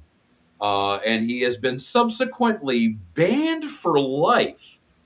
Aren't we thinking that's a little crazy? A lifelong banishment for consuming chicken-like product on a ride. I'm gonna hand this off to Double A as our Cedar Point veteran. No, it was the right call. I mean, I'll say this. I mean, Why is that a problem? because you're eating a chicken nugget and you could choke going that fast on the Okay, like ride. the G forces and stuff, and going upside down. Okay, Like if he choked okay. 300 and some feet in the air with those G4, he's gonna die. And that's Six Flags. I mean, Cedar Fair in particular. I know they've merged with Six Flags, but Cedar Fair in particular, they are huge when it comes to like safety and liability and Yeah, things okay, like that gets him that. sued. Yeah. Yeah, so and I'll tell you this personally, Tony Clark, he's the spokesperson out there. Anytime Cedar Point has news, you're gonna hear from Tony Clark. They don't mess around with that stuff. So they got video, they got video of that. He shot video of it. Yeah, and that's it for him. And banned for life for Cedar Point and Cedar Fair and Six Flags. That's Kings Island. That's all the Six Flags around the country. That's that. The best he can go to is Kennywood in PA. No disrespect. But I will say this to that to the YouTuber, to the content creator, this is also a W for him. Because I saw the story, Channel 3 and others did a write-up, and every one of those articles included other videos that he did. Yeah. And so I'm a bad guy for admitting this, but yeah, I went on his page and I watched a video of him go to a car wash, windows down, and fill up the car. I watched some of the other videos. So I hate to say this, I think everybody wins. And here's the reality of the situation too, and this is my point. I don't have really much more further to add to this because we actually did. It's funny you bring it up, Rob. We talked about it on Unfiltered, and Kyle was just baffled. He was just absolutely baffled by this. My thoughts on this are this: first off, Double E, as our Cedar Point veteran, I agree with everything he said. And one last thing, Eli, real quick. Yes. Real quick. I just want to be clear. I did not do rides. Yes. I did games. I felt comfortable in games because all I had to do was take people's money, Yep. not be in control of their lives running. Yeah, roller fighting gravity, mano y mano. Yeah. And I I'm understand. cool with that. And I understand, Double. You know what? But we're gonna defer to you when it comes to seeing Dusky here in that park. But one thing is, I was thinking too, like, what if the guy just didn't like roller coaster? But he's like, I'll do it for the gram. I'll do it for YouTube. And then whatever. Who cares if they ban me? You know what? I don't like roller coasters. He's done some interviews afterwards. I got a Fox 8 story up in front of me, and he seems pretty understanding of what happened. So I think you're right, Eli. I think he got what he came for, and anything happened after that, as long as he's still on 2 feet, he's fine. The one area where I am upset with him, Oh, I know where you're going. I know. he filmed one of the employees in the photo booth, Oh. and the employee Is probably fired. is gone. And it's like, dude, these employees, I don't know how it's like now. I know when I was working there, and I did 5 summers there. I know in a lot of cases, a lot of those kids are working at least 50, 60, 70, some working 80 hours a week, 6 days a week. In some cases, you're working 12 or 13 straight days. Yeah. And because you wanted to be a cute content creator, some kid who just needs money for the summer, maybe for college funds or whatever, Well, and you also he just talked lost too, his like, job. especially with that crew over there. I don't know right now because our president is so great with immigration and stuff. But that's a largely international crew over there too. If that dude was from Finland, he might not just be fired today. He might be on a plane home. Right. Like that might be the whole match there for him in this country. Yeah. Because if you don't have a job, I mean, we're deporting people with jobs right now, so it is what it is there. But Yeah. It's I mean, that's kind of a YouTuber kind of thing. Is I'm going to get all the attention and not really consider all of the ancillary, all of the collateral damage that's going to be happening, and that was one of them. Yeah. And I'm gonna be honest, and I didn't see the video all the way, so that frustrated me. I didn't even know you were gonna say that. So that actually really makes me mad. I thought you were gonna say about the sauce, like on a lighter note, about the sauce. Oh, yeah, that too. Yeah, go ahead. Like the sauce, that the fact that he was just like, oh, the mustard was like flying in the air. Like imagine getting if that got in my hair. I said it earlier. I said it to AA on Midnight Run. I'd throw the ones with that guy. Literally would throw the ones. I mean, if I don't have any hair, but if I'm sitting in the cart behind him, and all of a sudden, like, hey, we're done with the Millennium Force, I'm covered in ketchup and relish right now, or soy, sweet and sour, whatever he was using. Yeah, there's at least going to be a very abrupt and harsh conversation, maybe a physical altercation. Yeah, Yeah, like, I mean, dude, just because you want to be the center of attention, like that does not make me your prop here. Sorry, guy. yeah. Yeah, no. So I mean, yeah, on the more serious note, like AA said with the worker, that's on. You should never involve anybody in your BS, because that's really what it is. It was for content, it was for clicks, and you got it, but don't make somebody lose their livelihood. To AA's point, and then the sauce on a lighter note was just unhinged behavior. That was crazy, bro. Crazy. Well, and the other thing, and I understand this is what he wanted. I guess. I mean, looking at the whole fallout of this is what you wanted. Yeah. But I'm trying to figure out why and it's the internet. I get it. But when I was a child and when I was, running around left to my own devices, all the stupid shit we did with the sole intent of having nobody able to watch it. Yeah. Any set of eyes was another witness. Any set of eyes belonged to a mouth that could talk to your parents about all the stupid shit you were doing. Yeah. And we did everything we could to keep it on the DL. Now we have this generation of content, I understand, who are doing this with the sheer goal of trying to get 7 digits on the views on YouTube or InstaFace or TickBook or whatever here. Yeah. And think about it too. That kid paid north of $100 for a ticket to go to Cedar Point. Yeah, but when you're making reaction. Yeah, but when you're making close to 1 million views on your YouTube and he's monetizing off YouTube, that's like a day's work, if that. That's a good point. And he just made a couple more days worth of monetizing off YouTube. And YouTube ain't gonna take it down. They don't have any ties to. That don't bother them that he just promoted that. Yeah, it didn't break any standards or practices. No. Yeah, so he's gonna keep making money. So if he wasn't a big roller coaster enthusiast, he really didn't lose out here. But Cedar Point's got to cover their own ass, obviously, and they can't have, to AA's point, choking hazards. The sauce was unhinged, and just those behaviors. And my last point, too, Kyle made an interesting point earlier in the week when he brought up this story. This was not the first time that he went to Cedar Point and did this. Yeah, I did hear that, yeah.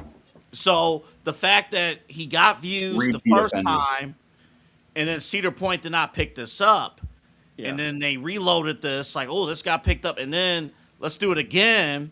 It got probably now 700,000 plus views. Yeah, maybe more. I wouldn't be shocked if it's at 1 million views right now.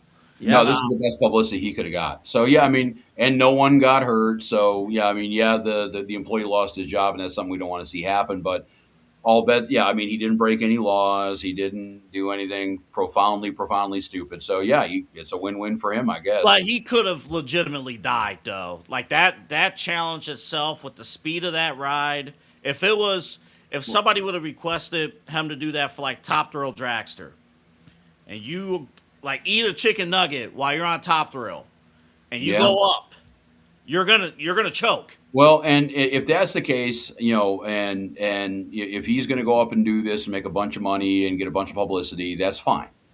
That being said, if he does it again somewhere else and it goes wrong and he ends up killing himself, I don't think there's going to be a lot of people feeling bad for it. Mm-hmm. I mean, you mess with the bull, you get with the horn. You get the horns. Deal with it. Yes, but this is on that happy fucking note. This is the main event here on the Inside Edge Podcast Network. We got Anthony, we got Moon, we got me, Rob, and let's go over what we've learned. We'll forego our final commercial break here just to streamline this situation and figure out what we have, how we have become a better person over the last 7 days. Double, you want to? You look like Yeah, you're I'll ready. go first. Yeah, I'll go yeah. quick. Yeah. I learned this weekend not to eat crap all weekend. Let me run through it real quick. You're talking in the figurative sense, not the actual literal eating feces, right? That is correct. Yes, Okay. I forget here in Cleveland we do have to specify that. So yesterday, I was going to drop a chain in there, but I'm just so afraid of sponsors. So I'll agree. Yeah, that's right, Rozycki. Hey, you know what? Way to think of the network there. That's Correct, right. you know, like- We'll go Jack in the Box. They're out west. They're fine. Okay, we'll go with that. yes, that's right. So yesterday, now mind you, this is after a workout. After an intense workout, I did a 30-minute walk on a treadmill yesterday. Came home throughout the day because I just went, grocery shopping.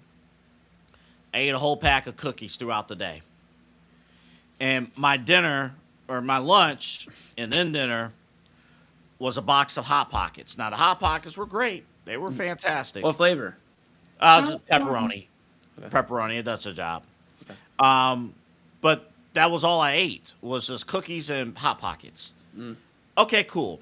And then today, I had bread, but then after church, snacks, and then good pizza, but pizza. And now throughout the show, out of the 9 months that we have done this show, it's been the most unsettling show for me personally because it has all come back to me. Now, I don't have to do the number 2 or anything like that, but it's my body is telling me, don't do this again. Eat healthy, be better, and take care of yourself, because the most dangerous room in this entire studio is over there. Oh, look at that. Like, that was smooth this time. Usually that's not as smooth the way you just... This room right here will make or break you no matter what. So if you're trying to be healthy in here, or else you go suffer like this guy is suffering right now. Okay. All right. Well, that was pretty smooth, Double A. Man, how do I top that? What I've learned is I also ate like crap, but unlike Double A, I don't go to the gym, so I don't feel bad about it. And I will probably, I've been drinking a lot more water this week. This is an empty bottle right there, so I've been drinking more water, and that's been a big encouragement for me. A big encouraging sign on my health journey. What I've learned also is that, you just go out and enjoy some nature. I got out in nature this week, got a lot of great time to spend and catch up with people, the bros and everybody around me. And that's what I would got. That's what I got for you. I just always like to remind everybody, tell somebody you love them, tell somebody you care about them. I'm big on mental health. Papa Moon's big on mental health. Obviously Saturdays at 5, with Real Talk with Papa Moon. We are big on mental health when we talk about it on that podcast and all across the network. So that's what I would say. And then I would also say, in about 8 hours from now, it's almost 1 a.m. About 8 hours from now at 9 a.m., our morning show with Omar Clauso will start up. It'll be 9 a.m. to 11 a.m. He'll be doing 2 hours every morning here on the Inside Edge Network, 9 a.m. to 11 a.m. starting tomorrow. So what I learned is once we are out of here, fellas, might not be a super long post show for the Moonchild because I might be going to bed and getting ready for the morning. Rob, what'd you learn, pal? I know a couple of things, actually. I learned something in the last 5 minutes. For those of you who enjoy the old script NBA Finals logo and the Larry O'Brien trophy at center court like olden times, the NBA announced that that's exactly going to happen. So you'll have the old school look on the court, and no one will bitch. They won't try to put that little CGI thing on the middle of the court as they're playing. Happy, happy, joy, joy. The other thing I learned too throughout this week, and to go back to a story we hit earlier, was the Brandon Sorsby deal. We're seeing this legal fight happen right now with Sorsby, Texas Tech, and them going against the NCAA because the NCAA is straight up saying you're not eligible to play anymore. And it's because, we said it before, he bet on a team he was playing for. And the NCAA rules are pretty stringent about that. Not only the team you play for, but the school you are a member of. If he was betting on Indiana lacrosse, he would have been in the same situation that he would have been in doing Indiana football. And I bring up all that. And also, too, we just found out that he dropped, I think was the new number is 40,000, or it's a 6-digit number in bets right now on a lot of this stuff. And they're calling it, his lawyers and everything, and Texas Tech, who is also fighting to get their quarterback in, they're calling it a complex situation.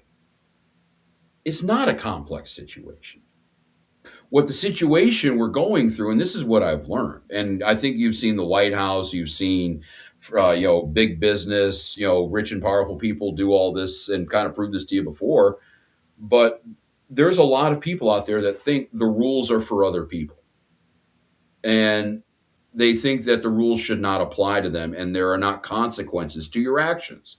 Now, Brandon, you bet on college football. I understand you're trying to remedy that. You're going to rehab. Now, how much of that is, hey, we knew this story was going to come out, so let's just get your ass into rehab before anybody starts chirping?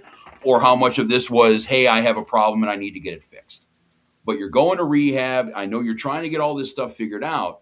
But if you go to any AA group, any NA group, any Gamblers Anonymous group, any anonymous group out there, one of the tenets of dealing with your addiction is understanding that there are consequences to your actions, that people suffer through your bad behavior, that you may suffer because of your bad behavior.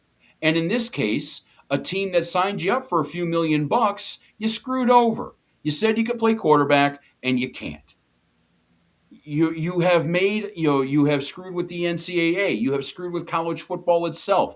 The integrity of the game conversation is still swirling around. You have broken a lot of eggs to make this omelet. You have a lot of consequences for your actions. Am I saying you should be banned from the NFL for life? No, that is not the case. But the consequences to this action is that you're done playing college football. Your addiction was strong enough where you didn't care about the 7-figure paycheck coming in from Texas Tech. That is the decision you have made. Now we can give you sympathy with your addiction. We can, make sure that you get the treatment that you get and that you need and that you're a better person outside of it. But at the end of the day, your actions previously have had consequences, and now you have to suffer them. And I understand you're going to get 15 lawyers out there. Texas Tech will be getting some Jim Bob T-Boone, whoever, walking in with a big Larry Hagman Dallas cap, talking about, do writs and all this stuff and trying to get you out of it. They're going to try. They're really going to try. But that doesn't change the fact that you're looking for a get out of jail free card. You fucked up in a way that athletes cannot fuck up. We have established this. Going all the way back to Jim Devlin back in the 1880s, who got thrown out of baseball for betting on a game, to Shoeless Joe, to what the Packers and what Alex Carey or the Paul Hornung got suspended in the mid 60s, going all the way through Pete Rose, going through Calvin Ridley. It is the worst thing you can do. You can beat the shit out of your wife on camera, and the NFL will have a kinder eye to that than gambling. Don't trust me on that one? Ask Ray Rice and Greg Hardy. They are fine with that to some level. Don't bet on the games. And you fucked up in a way that you can't fuck up. You should just cut your losses right now, get out of college, and be thankful you're even up for the supplemental draft or the 27 draft. Because honestly, NFL, if they look at you like they did Terrell Pryor and said, you know what, you have a college punishment, You have to suffer that in the pros. Well, guess what? You got a lifetime ban in college. You got a lifetime ban in the pros. They could do that, could feasibly do that. But here we are. And yeah, the rules are for other people. Yeah. I did think about the possibility of, well, what happens if this goes south with the college situation? How would the NFL respond? And I know they pick and choose, but because of the pick and choose factor, I think you're exactly right, Rob. Like, it could go one way, and then you're out of it completely. This is choice. I mean, this is not just a one-time thing. This is a trend. It's a behavior. And what makes you think, if you're an organization, and that's why you have to do something right now. He's the first big one. Like, if you don't do anything right now, anybody's going to do whatever they want to do. Mm-hmm. And the other hypothetical I want to run by you, he goes to rehab. He somehow gets back onto the Texas Tech roster. He's playing, and then Thanksgiving we hear he relapsed. Yeah, I mean, for a drug addict, that's bad enough. That's your own personal health. That's your own, your livelihood there. But you're relapsing now fucks with the credibility of our entire sport. What happens then?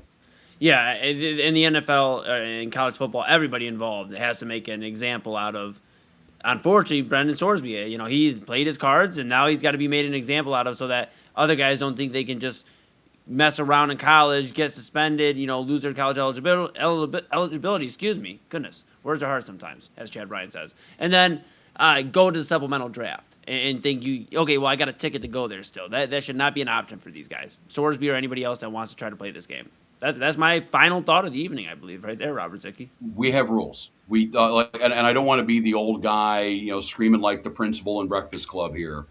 But there are some rules that need to be there. There's some rules that have a pretty good reason for existing, and this is one of them. And if the NCAA is going to try to hold them out, the NCAA is going to try to pull the stiff arm out. But legal is legal, and he might have an out with the NFL.